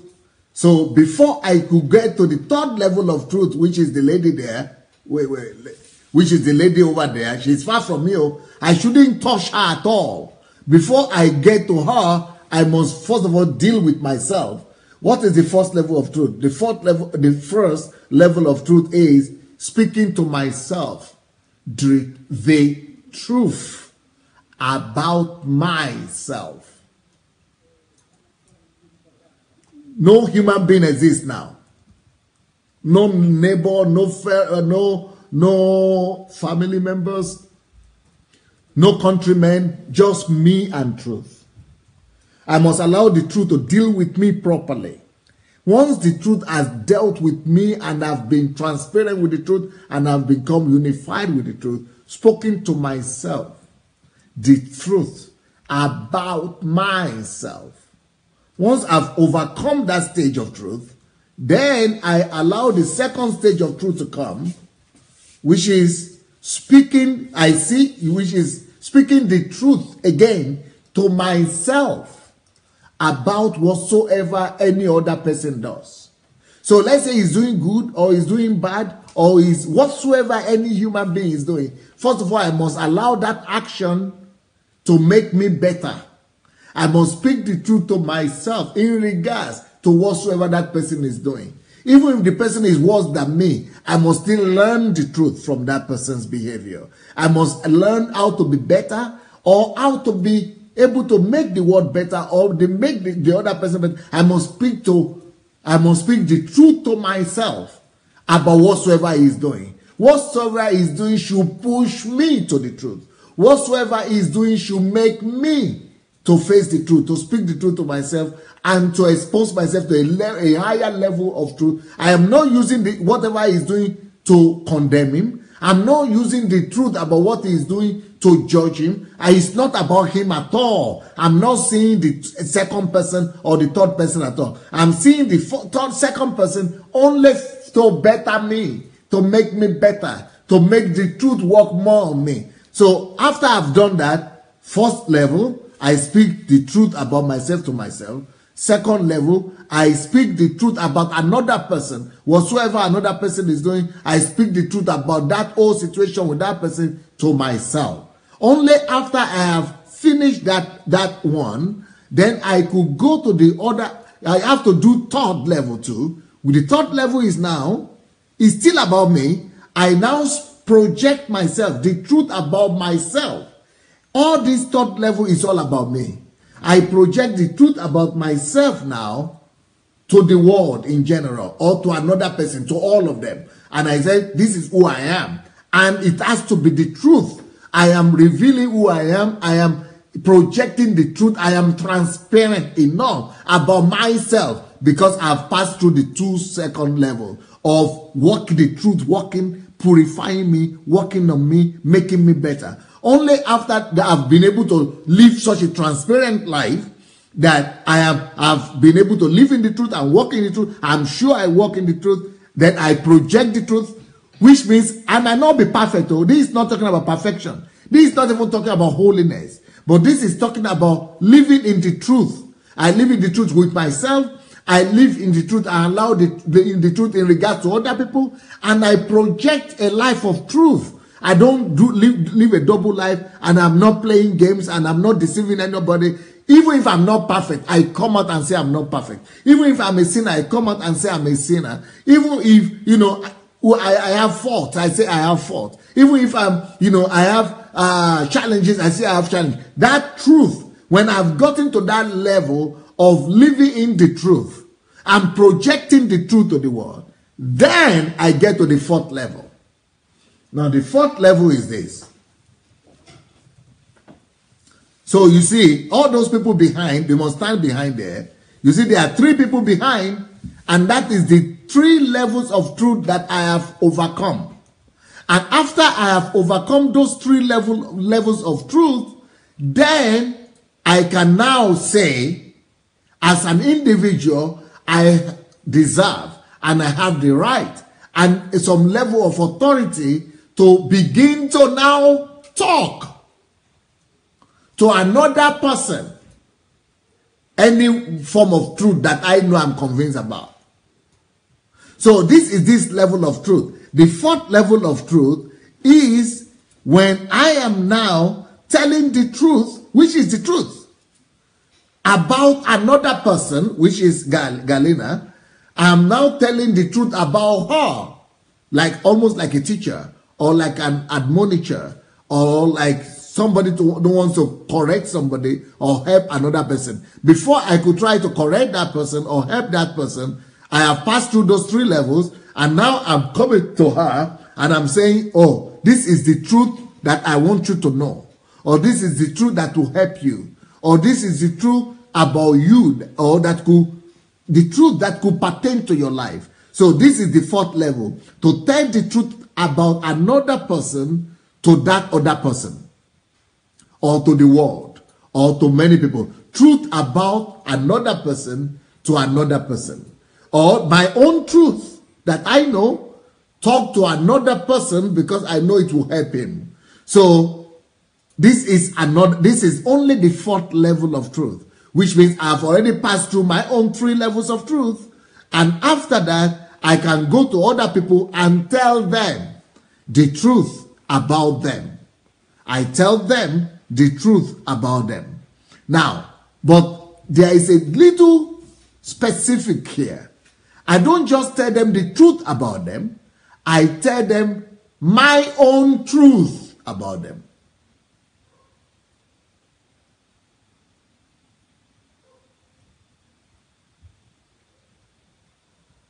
I want you to reflect on that. I don't just tell them the truth about them, but I tell them my truth about them. My own truth about them. What does that mean? Because no matter the amount of truth that I know, no matter how sure of the truth that I know, I must still not be so overconfident as not to give the other person the benefit of a doubt. No matter how much truth I know, I must not be blinded by that truth. That truth must not make me to be blind to the human right or to the freedom of will that God himself has given to all men. And because God has given all men freedom of will and their willpower, even though I know that I'm sure of the truth, but when I go to her to talk to her, I make her to understand that this is my own viewpoint. This is my own truth. This is how I understand the situation. This is my own understanding. I must present the truth to that person with the freedom that the person has the right to reject me. With the freedom that that person has the right to neglect my truth, to reject my truth, or to come forward with his own truth, or to disprove my truth, or to come forward with his own argument and try to prove to me that his own truth is superior or is better or his own view is the truth. That is why when you are talking to any other human being about anything, even about the Bible, you must only offer it to them as something that they could pick, they could choose, they could agree with, or they could disagree with. You must never come to people with the superiority complex as if you are the only one that knows and that they are inferior to you and that you are always right, and that you are the only one that is right. You must always present to them as if we're giving them the freedom to decide for themselves. You know, a lot of times, even in the family, some people think that because a woman is my wife, that whatever I say is the rule. I am the husband of this family. I am the head of this family. So I say you should not go to church today. Or I say you should not travel. Or I say you shouldn't do that. I say you shouldn't do that. That is not working from the position of truth. Truth doesn't behave like that. Even if a child, my own children, even if I have my own children, even though I could tell them this is the right thing to do, or I want you to do this, do this, do this, do this. But still, I must not be coming to raise my children from the point of view that I am your mother, or I am your father, or I am the one that is right. You must do this. I must come to my children and explain to them. And let them know that yes, you could refuse. Yes, you could disagree. But it's not good for you. This is the reason why you have to agree. Or why I will advise you to agree. So the truth will not control you. The truth will not dominate you. The truth will not dominate you without your will. The truth will not subdue you. The truth will not be tyrannical over you. The truth will not have become a dictator to you. The truth will always give you the benefit of the doubt. The truth will always give you your own free will.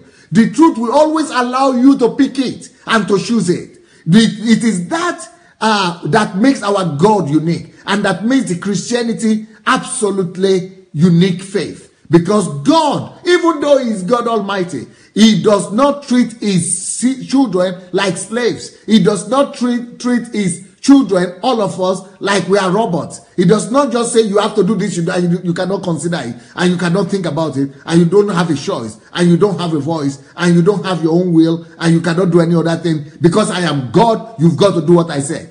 God doesn't even behave like that. Even God Himself, as powerful as God is, will come to you with His own truth and give you the chance and give you the benefit of the doubt to choose His truth or to reject His truth.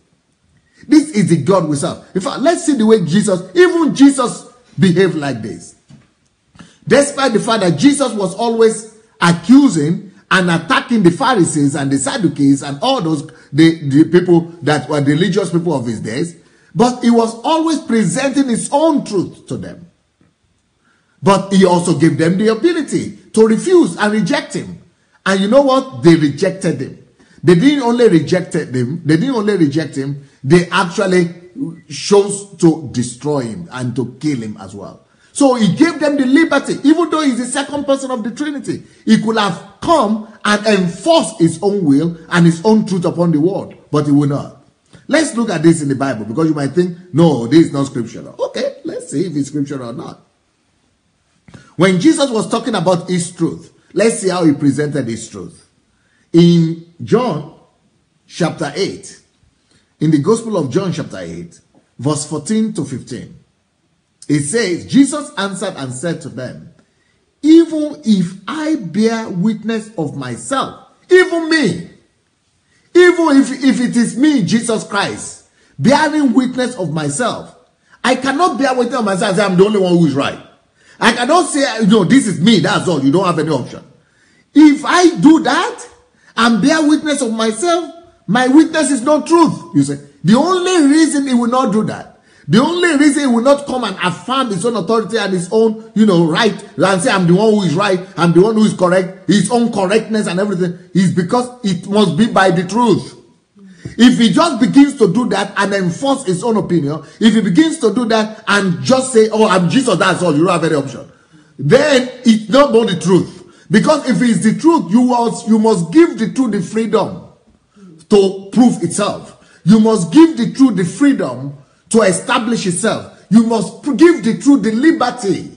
And you must give people the liberty to experience the truth, to try the truth, to taste the truth, and to experience the benefit of the truth. If you just come and use the truth to say, no, you don't have any option, you must do only like this, you must see only like this, then it's no more the truth. Because the truth cannot captivate you and force you and make you a slave. That is not the truth. That is why any organization you belong to, where you cannot come to and walk out freely, become a member, or you cannot, or you don't want to become a member. You can decide to come to church today and not come to church tomorrow. You can come to church today and become a member today and refuse to be a member tomorrow. You can be in church and refuse to serve. You can be in church and refuse to do anything you want to do. You can be in church and not, because if it's the truth that the church is standing for, if it is the truth that the pastor is preaching, it must be out of your free will to obey that pastor. It must be out of your free will to keep on coming to church. It must be out of your free will to come attend Sunday services or not to attend Sunday services. It must be according to your free will to want to do something for the church or not to do something for the church. It must not be because somebody told you to give. You are not supposed to do anything. That is why in the kingdom of God, nothing is compulsory. You are nothing in this kingdom, nothing is compulsory. That is why tithe is not compulsory in the New Testament. That is why nothing is compulsory here. Coming to church is not compulsory. Giving tithe is not compulsory. Even respecting and honoring pastor is not compulsory. Anything that the Bible demands in the New Testament is not compulsory. If it is compulsory, it is not according to the truth. That's what Jesus was trying to say. If I come to say this is me, Jesus, and I come and bear witness of myself, and you don't have any option. I am Jesus, I have come. You don't recognize me. Who are you, Pharisee? Who are you, Sadducee? For me, not to recognize, this is me now. If Jesus will behave like that, if Jesus were to behave like that, then it means that is the evidence and the proof that is not working in the truth. That is not the truth.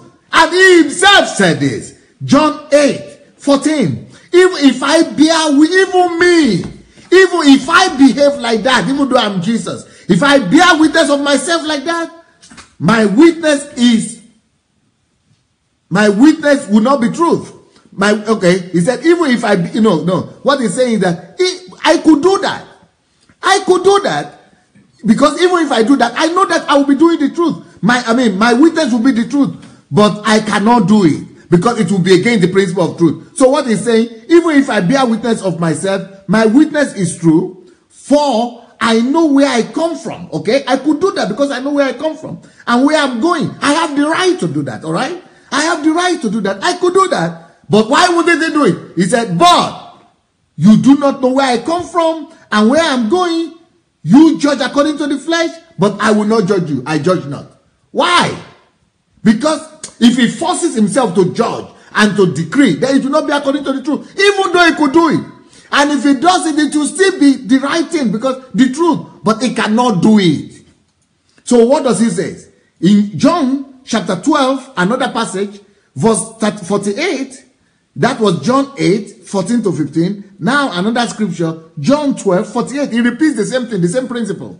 And he says, he that who rejects me, you see, how can Jesus be talking about he who rejects him? What do you have the right to reject him? Who are you to reject him? I was doing a program today with Gregory David Femi from Nigeria. He said when he first had me, he thought I was not even a Christian. Because he thought I was a backsliding or something, or I was a heretic. I cannot be a Christian. Why? The reason why he said that is because what I was saying was against what the fathers of faith in Nigeria are saying. You cannot say anything against what the fathers of faith are saying.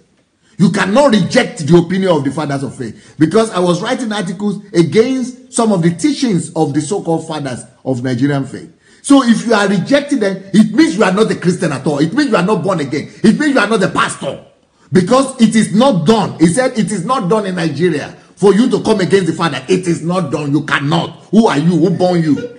Who gave birth to you for you to go and, just come and be against opinions of the big men?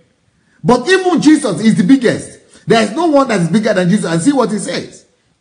Jesus says here in John 12:48, he who rejects me, reject? I only said a different opinion than the fathers, and I'm already not born again.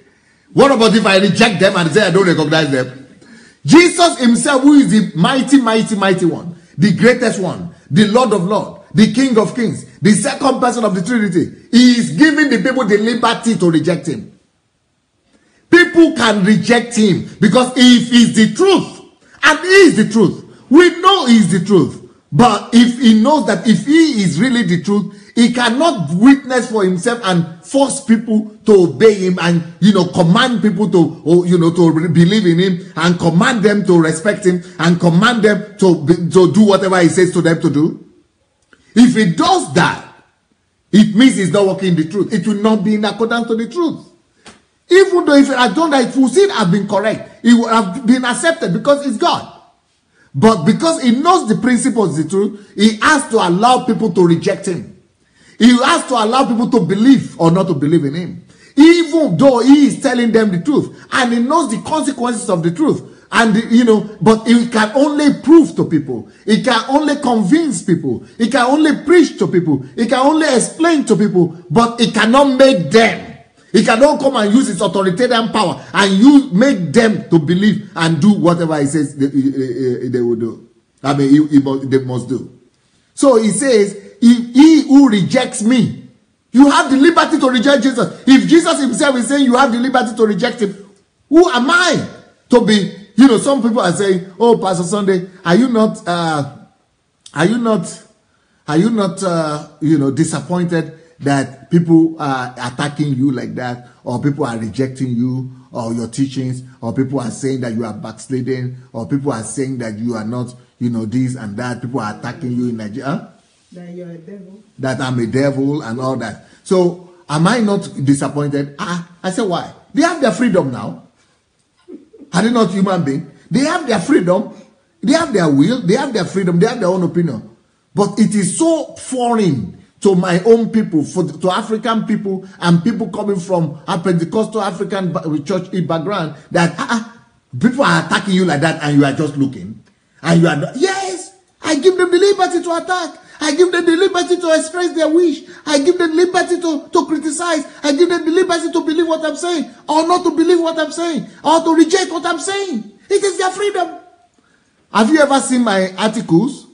If you've seen me when I write my articles in the newspaper, and especially, the articles I used to write about Nigeria and about the political situation in Nigeria, in my own country, you know what? People will come under that article and begin to attack me like crazy. You will think I'm a madman. And people are saying, Pastor. In fact, one of my friends, disciple, Pastor Great, you all know him, Pastor Great, Abraham Great. He called me one day, he said, Pastor, I said, what happened? He said,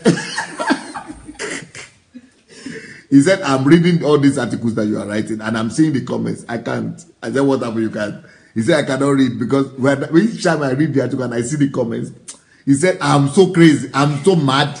He said, because I cannot stand all these people abusing you like this. I cannot stand all these people, pointing, accusing finger at you and cursing you and calling you names. I cannot stand it. So I just said, Pastor, these people, they don't want the truth. Just stop it. I said, stop what? Stop writing articles. Stop writing articles altogether. I said, so if I stop, so what happens? But that's so that you will not bring yourself to that level. Don't bring yourself to their level so that they will have the opportunity to be insulting you. Who are they to be insulting you? Like, they don't even know who you are. Then when I wrote the article about Biafra, bad news. They were insults just started. They were just writing all kind of things of it. And people say, Joe, remove the article about this something because they will just be insulting you and spoiling your day. I said, they have the right now. Everybody has the right. They have the right to attack me, but they will reap the reward. Just like with Jesus. They have the right to reject him, but they will reap the reward of their rejection. They have the right to believe, they will also reap the reward of their belief. They have the right not to believe, they will also reap the reward of their disbelief. So let's see what Jesus said about it. Let me even not go ahead of time. Jesus said, you can reject me. You can reject what I say. You can say your opinion. Because if it is true, I cannot just come and enforce that truth and put it on your head like a cap. I must come and present it to you. But I cannot enforce it upon you. So, Jesus said, yes, I've presented you the truth. And you can reject it if you want. And he said here, he who rejects me. So Jesus could be rejected. Jesus doesn't see it as something horrible that is rejected. Jesus is not seeing it as, something blasphemous that is rejected. He expected people to reject him. He even said people can reject him. He even said, even he who rejects me. It's not that if it happens so. He said, he who rejects me. He knows that it's an ongoing process. So this is a present day of he said, he who rejects me, you can reject me. He who rejects me and does not receive my words, you see. And you don't have to receive my words, even though his word is the truth. He said, the word that I speak to you, they are the truth. They are truth and life, you see. They are the truth. Even though the truth, what I'm speaking to you is the truth. I know it's the truth. I could witness to myself. I know where I'm coming from. I'm coming from the Father. But I will not do that. I could witness to myself, and it's going to be the truth. My witness is going to be the truth. But I will not enforce that truth upon you. It is only my own truth, my own opinion, my own belief, the truth that I have discovered. Now you have to now choose and say that, yes, I believe this truth. Oh. This truth has convinced me. This truth has convince me. Now it is now my own truth also. So now see what it says here. Is Jesus says, he who rejects me and does not receive my words has that which judges him. So Jesus removed himself entirely from being the one to judge the person who rejected him. So let me read that to the end first, then I will illustrate it. He said, I will not even judge the person who rejects me. I will not even condemn him. So when people are coming to me and say, so all those people who are rejecting you, Pastor, you must do this to them. You must get them. You must do this. It is the principle itself, the truth that I'm preaching itself, is the one that will defend me. I don't have to begin to fight and against people and begin to make things personal. Oh, I chase you from the church. Oh, I do this because you don't reject. No, that truth itself will fight for me. That truth itself will deal with the person who rejected. So this is what Jesus is saying. He who rejects me and does not receive my words has that which judges him. That is another one. Jesus will not become vendetta. He's not going to start a vendetta process of retaliating and trying to get even at people and say, you said bad about me, so I'm angry, I'm annoyed. I'm going to see. You are going to see now. You are going to see now. So you see what I will do for you. Jesus is not having a vendetta politics. So that's why when they came and rejected Jesus, and they came and said they wanted to, take Jesus, arrest him.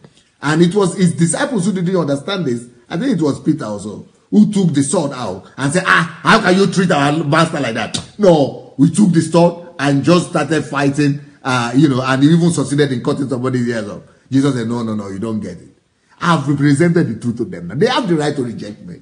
If they reject me like that, it's not my own right. It's not I will not reduce myself to defend myself. If that is not according to the truth. You know that I don't have the power. If it is up to power, I could call angels down now, and the whole host of heaven will come and fight for me. So that's one, there is no problem. I have the possibility of doing it, but I cannot do it, because if I do it, I'm not giving you the opportunity to embrace truth again. It is no more the truth. It means I'm forcing my will upon you. It means that I am, subjecting you to subjection. I have come to dominate you. That's why any leadership that dominates, any leadership that subjects people is not of truth. Because if it is of truth, they will give you the liberty. If it is of truth, they will not put you under condition, under things that will make you to feel you must do something or the other. It is either in family, the same thing in family. If you say, oh, you love your wife or you love your husband, especially for men, they say, I love you, my wife, and you are my wife. If it's your wife, why don't you trust her? If you really love her, trust her. If you really trust her, you will not say, you cannot go to your parents today. Who allowed you to travel? Who allowed you to travel? Who did you tell before travel? It means there is no truth there. It means there is no truth though. Because if there is truth, you will not be controlling. If there is truth, you will not be dominating. If there is truth, you will not say your wife cannot have an own opinion. If you are walking in truth, you will not say she cannot express her own wish or her own will. So Jesus said, I have another one that will fight for me. I have somebody else that will defend me. I will not defend myself. But he's not saying, normally when you read this kind of thing, you think, yes, but it's Jesus now, Father. God of heaven, the God the Father will defend him. God the Father will fight for him. No, he didn't say God the Father. See what he says here. He who rejects me and does not receive my words, I have one that judges him. And you would think, of course, God will judge. No, it's not judge. It's not God. God doesn't leave God out of this. God, leave God out of it. Just leave God out of it. God doesn't meddle in all those small things. So what about who will judge? Who will defend Jesus? He said, the truth, the word that I have spoken, he will judge him. The word that I have spoken, the word that I have spoken, the truth that I have spoken is what judges in the last day. When the time comes, it is the truth, the principle that I have spoken, the truth that I have released is the one that will fight for itself. It will fight for me. It will judge for me. It will defend me. It will vindicate me.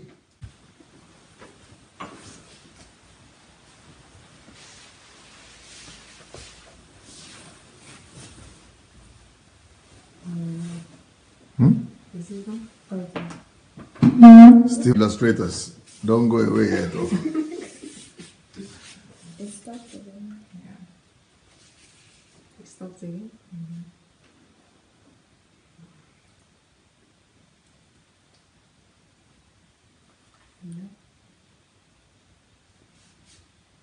It says it's been paused. It's back. It should be back now, right? Is it back now?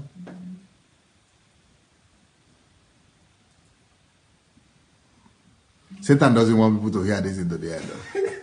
Satan is afraid of this truth like crazy. Okay, it's back now, I guess.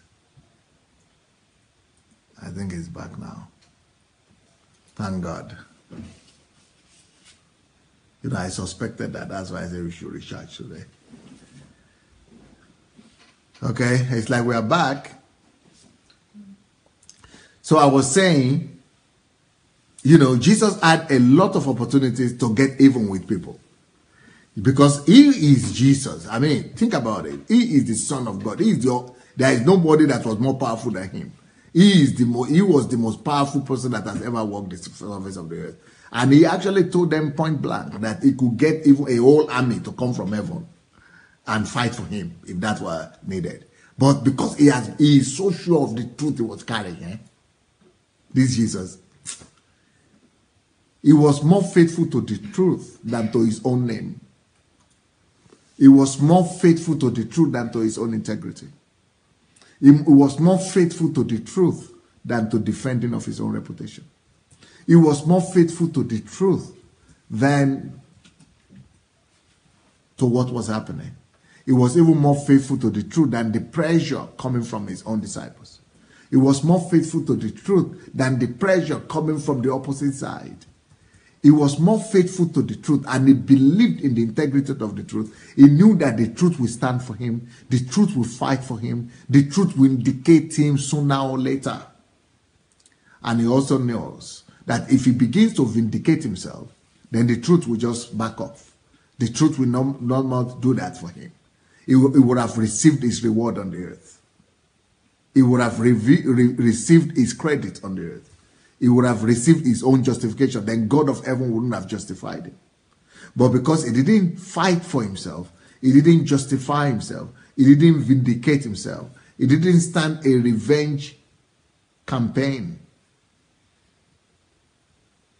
God was able to fight for him. And God was able to vindicate him.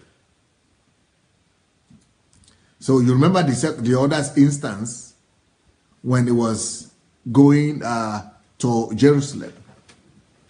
When he was going to Jerusalem, they tried to block his way.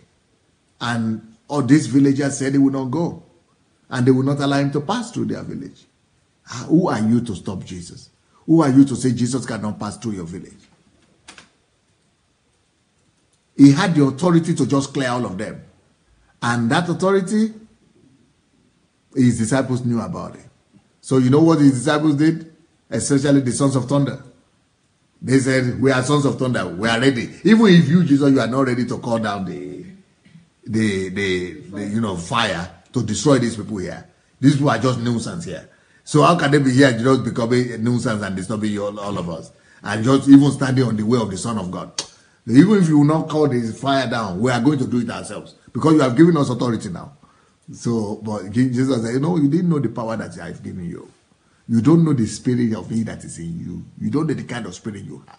It's not the kind of spirit that will be using the power I gave you to vindicate yourself.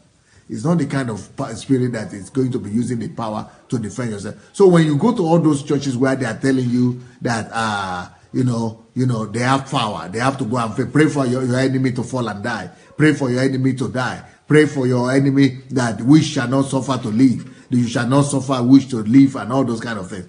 This is not according to the Spirit of Christ. It's people who don't know the kind of spirit that they have. Somebody came on my program here the other day and said, okay, what about Elijah did it? Or Elisha did it? He called forth fire and killed, animal and killed all the children.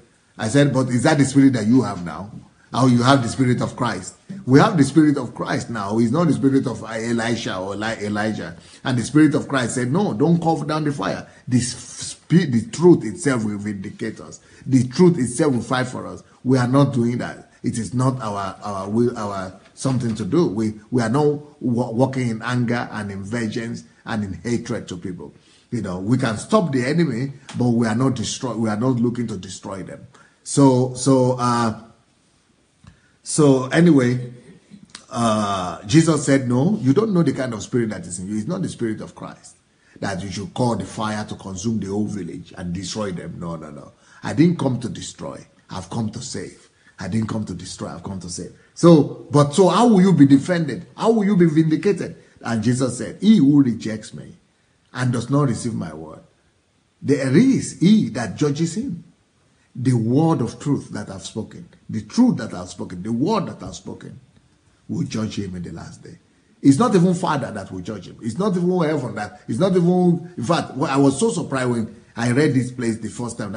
You mean it's not Jesus? It's not God the Father that will judge, but it is the truth. This is for us to know how powerful the truth is. It is the truth that will vindicate you. It is the truth that will fight for you. It is the truth that will speak for you. It is the truth, that same truth that you have spoken and you have revealed, that you stood on, that will fight for you, that will judge your enemies. It is that truth that they have heard that you operated on. It is the basis of principle of truth that you operated on that will fight for you and that will condemn your enemy. Let's say, for example, I have an enemy that is fighting me in the village, the way people say, oh, you have somebody in the village that is against your success, and pray for him that if he's against your success, he will die. Or if he's anybody that is against your success or that is against your progress will not progress. Anybody that is against your whatever, this thing will happen to them. Anything that is against this for your good, all those things are witchcraft. They are not Christianity. They are not the Spirit of Christ. They are witchcraft spirit. They are witchcraft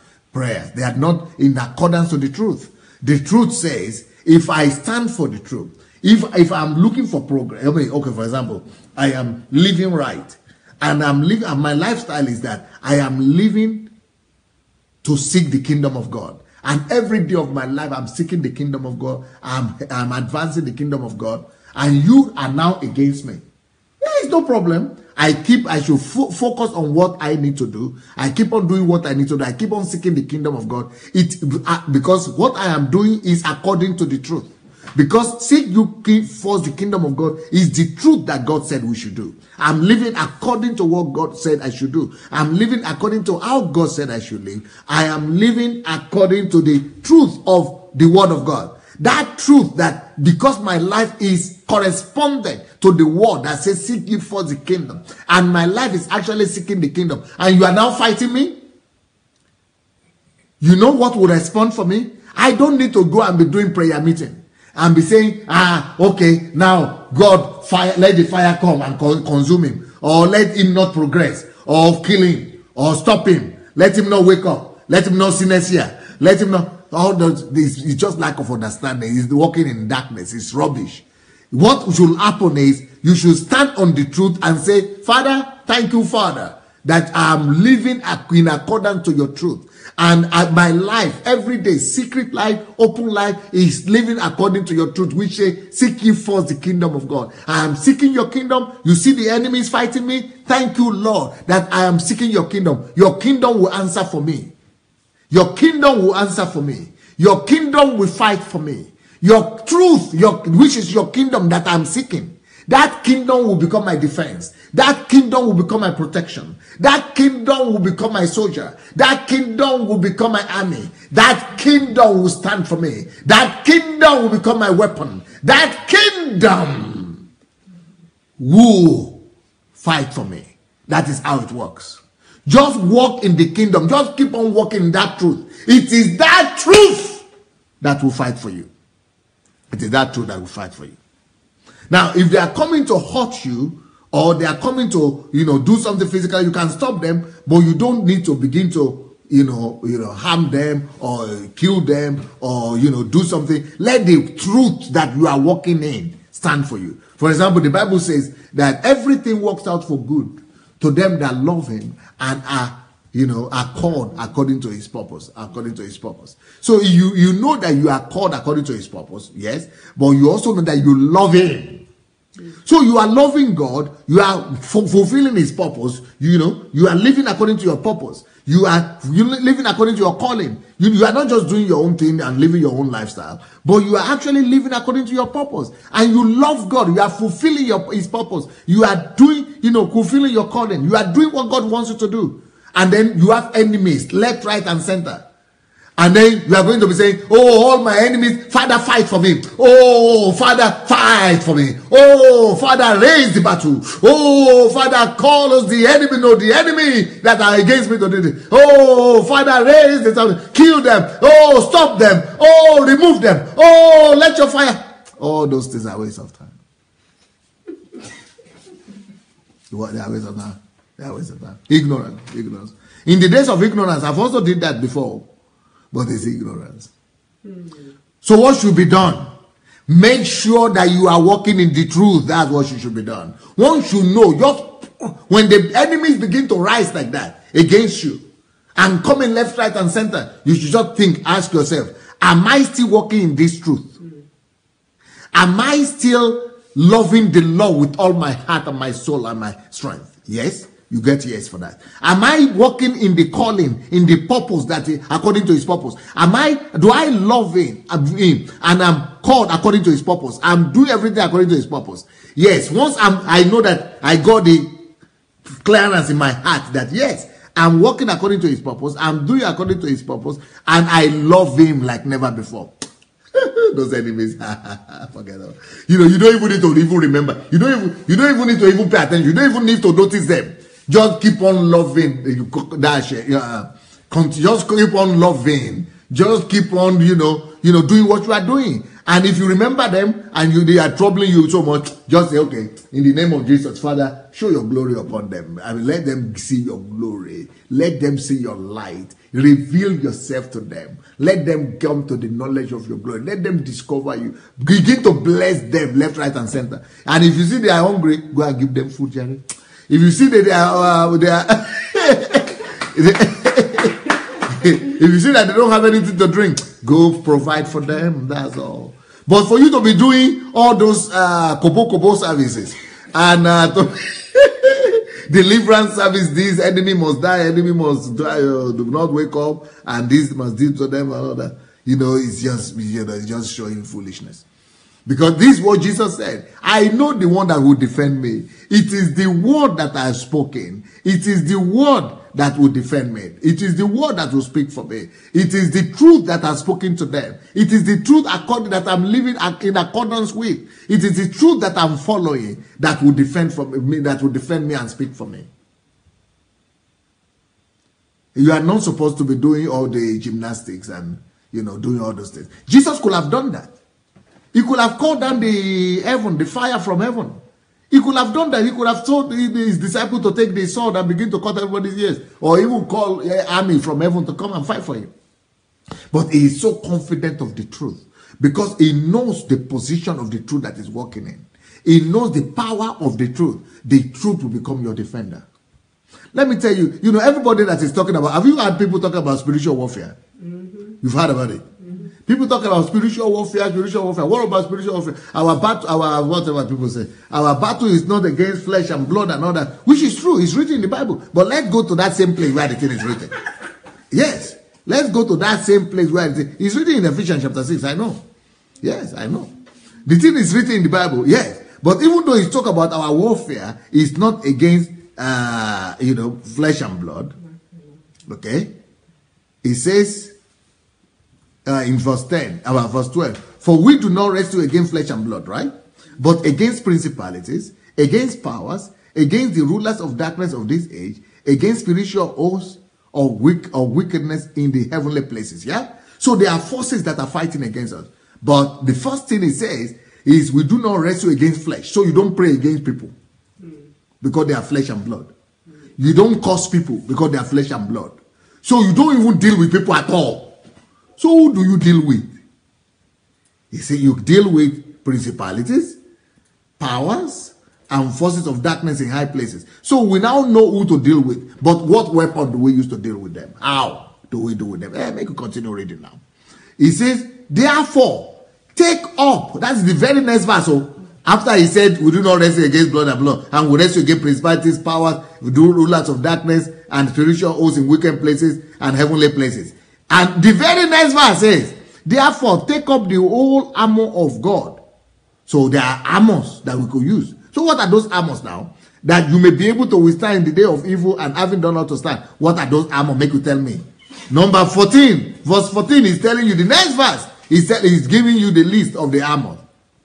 Number 14 says, stand therefore, having girded your waist with what?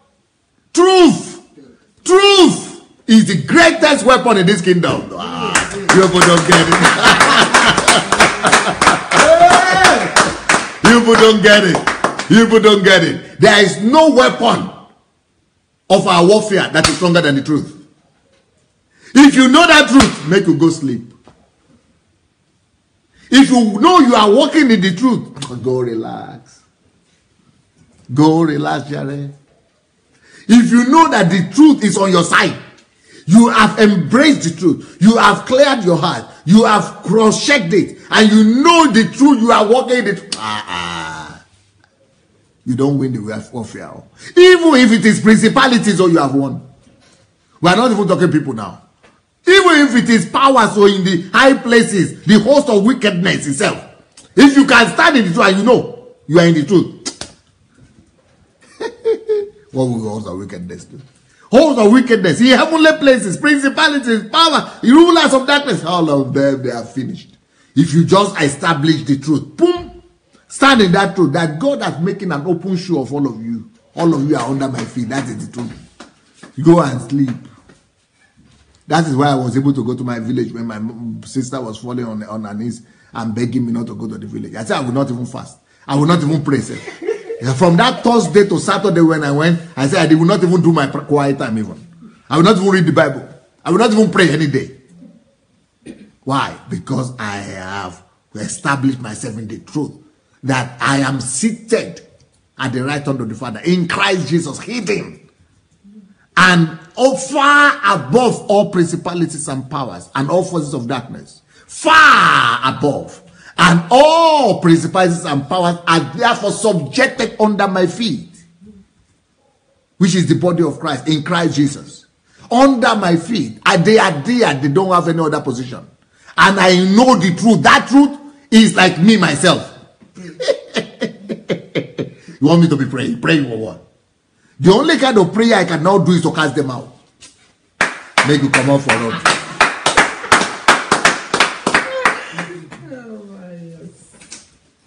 So we don't know the truth sometimes. Sometimes we don't understand the power of the truth. Sometimes we don't even know what this thing that is called the truth is. We are only hearing about it. We are only, people talk about it. People say, mention it there and here, there and there. But even though we have this truth that is so powerful, this fourth level of prayer, let's go back to our topic. This fourth level of truth that we are talking about, even though it is so powerful, even though it is correct, even though I'm correct, yes, I'm establishing it. But I tell you, I must give you the right to choose. Either to agree or not to agree. You have your own free will. I can tell you the truth. I can preach the truth. I can beg you with the truth. I can, appeal to you, but you must accept the truth. So I do not use the truth to captivate you. I shouldn't use the truth to dominate you. Shouldn't use the truth to cut off your ear. I shouldn't use the truth to cut off your ear and to cut off your human right. I shouldn't use the truth to dominate you and to say because I have the truth, now you don't have any option. Even if I am right, even if I have the truth, I still don't say you don't have any option. Even if I have the truth, in fact, I must allow you to be wrong. Even though I know you are wrong and you are my son. And I know that the truth is that this path you are taking is going to lead you in a dangerous place. But because I know I am in the truth, and I love you, but I cannot fight for the truth. I must allow the truth to do the fight. I must allow the truth to do the convincing. I cannot say because you are my son, no, because I know I'm right, so I tie you down. I go and take rope and I tie you and I say, no, you must do this. No. I've told you the truth. I've explained the truth to you. I will now leave you. Like what Paul said when he was about to go. I said, I commit you to the word of truth and to the word of grace. I can commit you to the word of truth and to the word of grace. But I shouldn't say, even though I love you so much, if you want to keep on going against the truth that I told you, you have the right. I should give you, I must be so confident of the truth. I must have so much faith in my truth that I will allow you to go against my will, against my truth.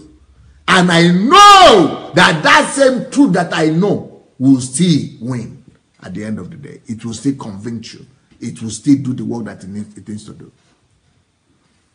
But when I come to you, what is number 4 level of truth is saying is that I come to you with my own truth. Even you are my son, I say. So this truth is speaking to other person your truth about them. So I said, this is the truth I've discovered in my own life. As a father, I've lived to be 50 years old. And but now that I'm 50, please don't live like this, don't live like this, don't live like this. Because if you live like this and this and like this, it will come back to hurt you. It's not good. Live this way, live this way, live this way. But it is my own opinion. This is what I know. This is what I have discovered. This is my truth. Even though I know it's the truth, but I still must give you that freedom to choose. Either to live like I've told you, or not to live like I've told you. But please, live like, I can appeal to you. But I cannot use it. No, you are not going out of this house. You will not get out of this house. I am your father. I told you because I have lived 50 years old. This is the way it is. This is the way you want. No. That's not the way the truth does. This fourth level of truth is you come to people and you admit that this is your own truth. This is your own understanding. This is how you understand it. This is what God has revealed to you. This is what you know that it is the truth. But you still have the right to choose to agree or not to agree. So the fourth level of truth that we are talking about, you remember the first level of truth is that I speak to myself the truth about myself. That's the first level of truth.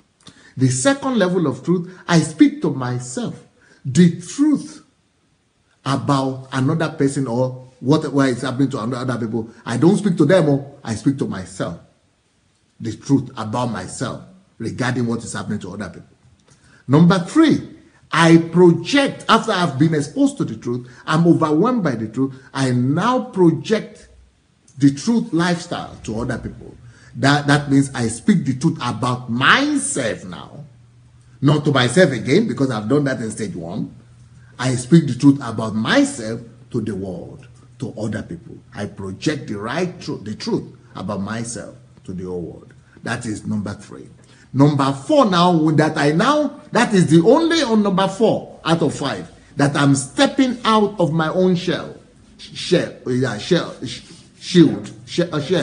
Okay, I'm stepping out of my own shell only in stage 4 to begin to talk to another person after I've passed the first 3. So this number 4 now, even though I know I'm right, even though I know that I'm establishing the truth, even though I know that the truth is on my side, but I still come to you to tell you that it is my truth, it is my own truth, I'm not saying because I don't have to that. This is here. Boom. I don't use truth to You don't use your truth to hit another person in the head. Tell them it is your truth and allow them to receive that truth or not to receive it or to reject it or to receive it or something like that. If you do a good job and if you live the truth, they will probably receive it. But if you are using it to knock people in the head like that, like I just knocked his own head now, they will hate you the more. With your truth that you are enforcing on people, you will create more enmity. With the truth that you are enforcing on people, you will create more hatred. With the truth that you are enforcing on people, you will create more, more danger. For example, do you know that it is because of the truth that Christians were trying to enforce on the Muslim world, that up to today the Muslims hate Christianity? Because the Christians try to go and crystallize Islam world through what they call it, crusade. And that crusade, up to today, the Muslims are still remembering the crusades. They also did their evil. They also attacked, enmity. It only brings, when you try to enforce your own truth, you only bring the opposite reaction later on.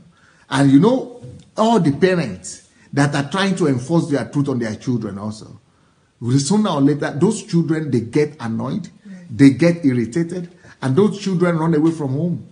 And those children even hate the God of their parents. And those children don't even want to serve the God of their parents. They don't even want to go to church. Why? Because whenever you try to enforce the truth, instead of communicating the truth or present the truth, you only get the opposite reaction. Or why is it that Jesus spoke? The Bible tells us that women must not try to convince their husbands, must not try to win over their husband through many words, but in silence. Why? Because if you are a wife and you are under authority and you have the truth and you are trying to use words and to press that truth upon your husband and you are trying to dominate your husband and convince him with your own power, any attempt for you to, even though you have the truth as a wife and you have that truth and you are right, you are the one who is right, but you are trying to force it upon your husband through multiple of words, and women have multiple of words. For what? Women can find it. That one they can find, no problem. The women have the words, no problem. That one there is no scarcity. They have them. But if you are going to use, if you are going to depend on the multitude of your words to convince your husband to behave the way you want him to behave, you will lose him. Because anytime the truth is being forced, anytime the truth is being enforced on people, even though you are right, you are the one who is right, you are the one who is correct. But when you enforce that truth, when you are using your force, the force of your word to enforce that truth, you get the opposite reaction. So that's why people are now saying the thing with women is, why is it that when the same thing, me and your wife, I'm trying to tell you, you don't receive from me. But when another person is telling you now you receive. So what's the problem? It's because when you have the truth, just keep quiet. Let the truth defend itself. Let the truth fight for itself. Let the truth do the job.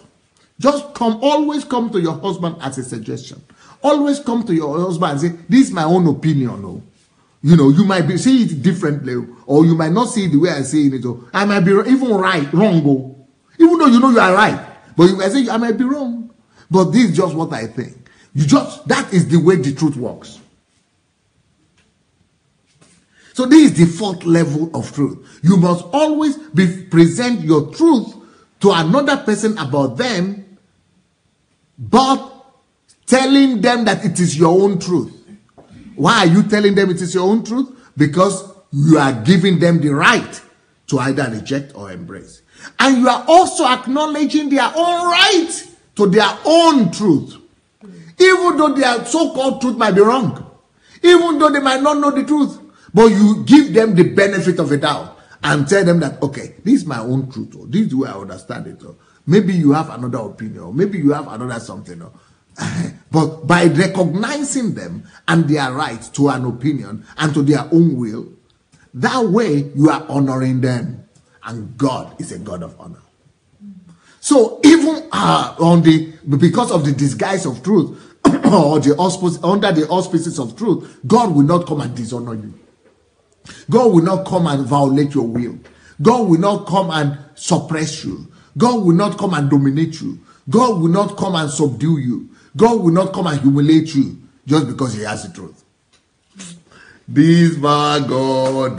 There is a song like that, African Nigerians. What? This kind God. This kind God. I have never seen another. No, not that one. Yes, I never see your type. Yeah. Anyway, don't worry, we are not Nigerians anymore. We are Nigerians, but we are not exposed to Nigerian Christianity. We are here in Ukraine. So that is satanic power. Satanic method. Whenever something is enforced upon another person, it's not God. It is normally Satan. It is a method that Satan, even when you have the truth and you are enforcing it, you are getting to the territory of Satan. Even though you have the truth on your side, yes, you are right. But since you started enforcing it, that is what Satan likes to do.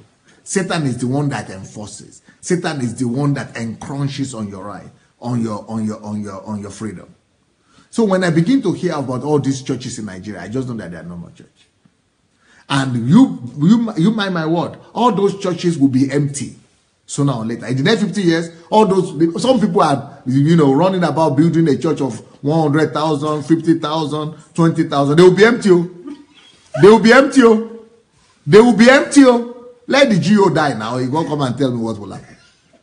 Some of them will become storehouses. Some of them will become refugee centers or product centers. Some of them will become warehouses. That's what I'm trying to say. Some of them will become warehouse, or some of them will be for animals and goats and things like that. It'd be a nice place for my business. So it's not that I am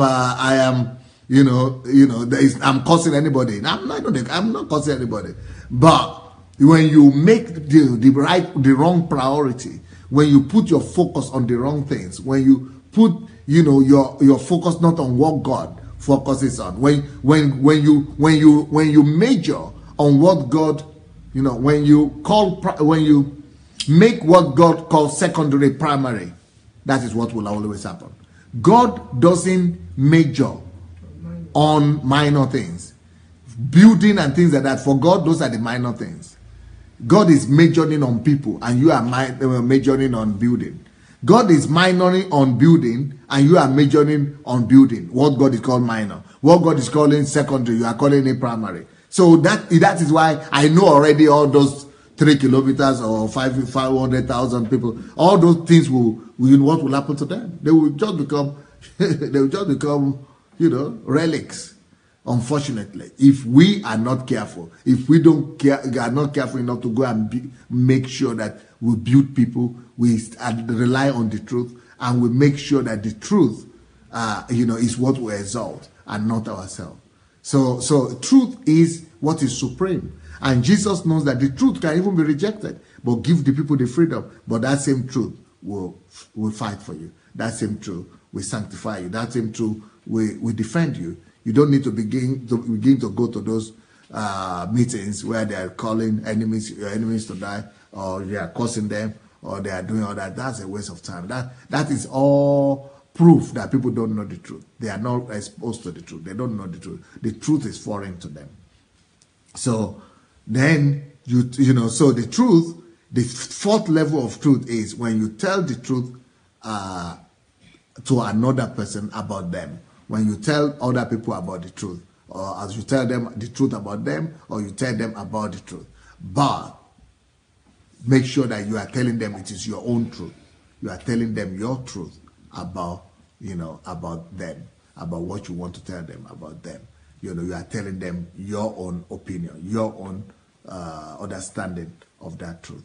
I don't know if you people got it or not. Right. But if we begin to, are you all going to be here tomorrow still?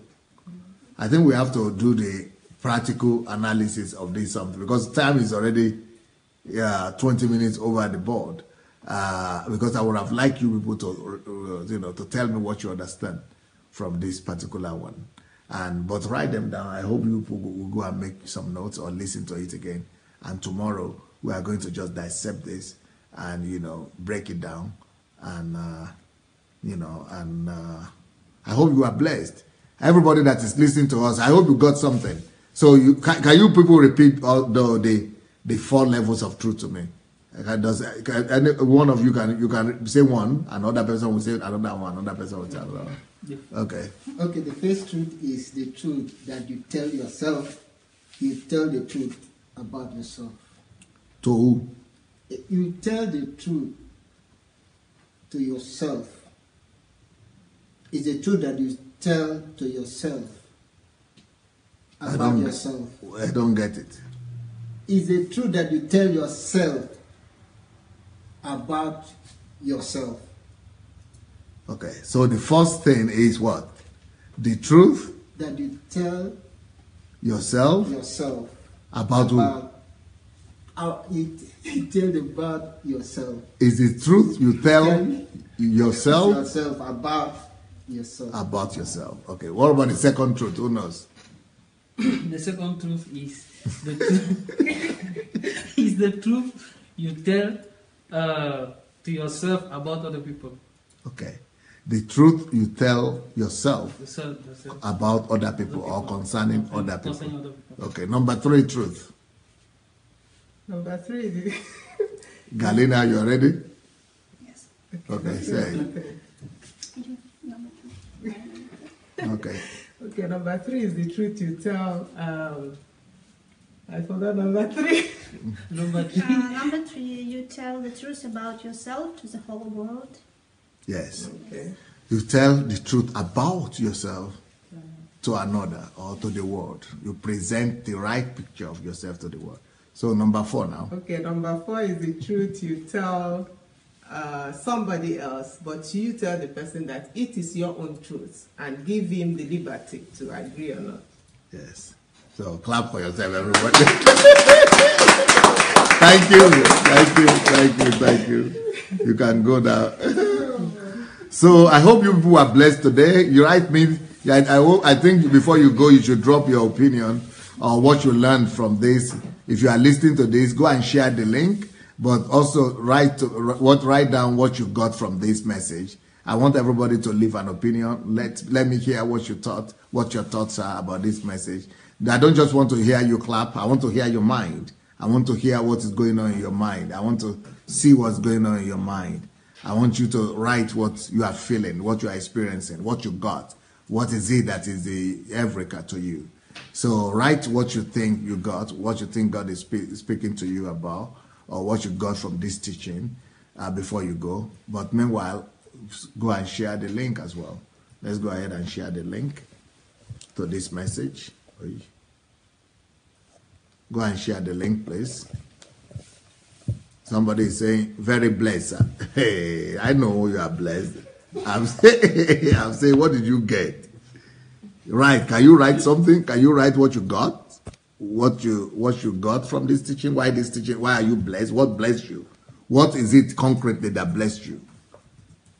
Is it concrete or is it just abstract? What is it that you got? What is it that blessed you? What's it that ministered to you? Aha, now somebody is coming with the truth. I have to watch it over and over again to really get it. Right now it's just emotions. I understand you. That's why you're all just clapping and saying, thank you, Pastor, thank you, Pastor. Yeah, you. That is all emotion. That's why I want to know the truth. That's why I say it is a deep revelation. That is not what you got now. What did you get? What blessed you? What is your decision? What is your lesson? How is it blessed? What are you feeling inside? That's what I wanted to say. What are you feeling inside? What are you feeling like? Are you feeling excited? Are you feeling, great? Are you, feeling that your eyes are open? Are you feeling, that thing you are feeling that's making you to clap? That thing that you are feeling that's making you to be excited, make you write it down.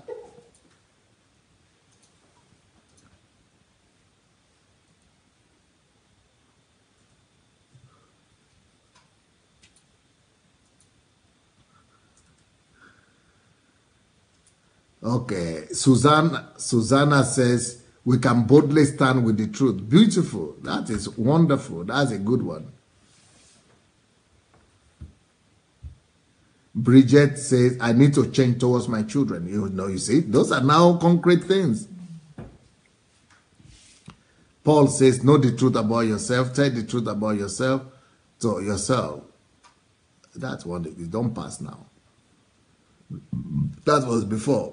Anastasia said, I just told Jesus that I am falling in love with his truth and I would like to know more about the truth. Yeah, that's good. That's good. You know, those now you are talking. Now you are talking. Ademilua Ezekiel says, I've always believed in standing firm with the truth by trying to force it on people. Oh, now I know better. God bless you. You don't force it though. Cecile says, I'm feeling like I just started my Christian walk. Yeah, that's good. Princess Adetola says, the truth is the foundation of God's kingdom. Yes. Toshuku Nebeshi said, die by fire is not working. That is true. No deep part, oh, I love that, says, I am blessed because I know that the truth about Christianity comes from freedom. When you carry the grace, you just go to sleep. Yes. Who know who you are in Christ. Know his mentality. Yep. Ufoma said the truth is an awesome weapon and also an instrument of freedom. We cannot do anything against the truth but for the truth. The truth will either condemn or vindicate you. You don't have to force the truth on others. Truth will always prevail. Now you are talking. Shinwe, I learned that recognizing the truth about myself will enhance my ability to tell the truth and not force it on others, but remain in the way of truth. Yeah. Now you people are talking now. That's what I wanted to hear. Not just say, oh, good, yeah, nice, full farm, clap, pastor, I clap, thank you. No, those are emotions. I need you to convert the emotion into concrete results, you see. And that's what you are doing now. That's what you are doing now. That's a big, big difference. Okay, James Munsaka said, nothing is compulsory in the kingdom of God, the essay. I have always wondered why most things have to be forceful in some of today's churches when people make their own decision to attend church. Yeah, in the first place. Florence Fagbim, he says, I'm really blessed, and from these teachings, I will put the four truths in practice. From now, I will always say the truth about myself to others. I feel my eyes have been opened. Oh, beautiful. Ben Oko said, don't think I will get this till I've heard it 5 times. That is the truth also. That is speaking the truth right there. This is really what I used to think was right when I was younger. But now I've been so far from the truth for a long time. Oh, this is so beautiful. It is so beautiful to have this truth. Somebody speaking the truth like this. This is so nice. Olushega Folabi, most especially when you visit your village, you will be too conscious of everybody around you because you see them as your potential enemy. Ooh, only truth sets free indeed. Thank God. Joyce Arrow said, the gospel of the kingdom is truly about freedom. So if any pastor is trying to put fear or force you to go to do something, it is clear that they are preaching their own gospel, right? In fact, I think we have to write books about this thing, though. Everybody, are you hearing me? We've got to write books about this truth and about this teaching. Amarashi says, I have learned to allow people to express themselves after telling my truth. My eyes have been opened because I have learned another way to honor people through telling the truth. Yes. Omonike said, even DSA, just following you, people have started saying things about me, but I don't care, even family members. Volker said, truth does not control, dominate, force, or dictate to anyone. Truth will always give you the benefit of doubt to choose or reject. Beautiful. Gift. Do to others as you would like them to do to you. I now understand that this value is all about truth. This is deep. Anastasia said, this is so contrary to what we see in churches today. Thank you, DSA, for making this point very clear. Ganiyu says, that's true, sir. If you dare hold a contrary views in churches, they will call you a devil or a liar. Okay.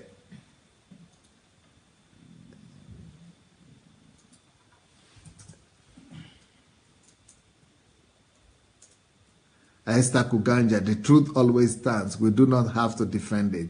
It's the truth that judges. Yeah. Theophilus Muiwa said, DSA, you truly carry God. Oh. he got a revelation. He just discovered that. Tatiana Shigrin, my business is to make sure that I'm on the side of the truth. Yes, the rest will be made by the truth itself. Beautiful.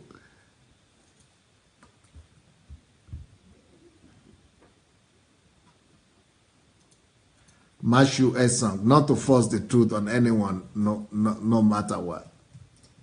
Idera Nwafo, this teaching has enlightened me to put the fourth truth in practice and to teach my children about it. David Badejo, truth is inner freedom. I'm always blessed.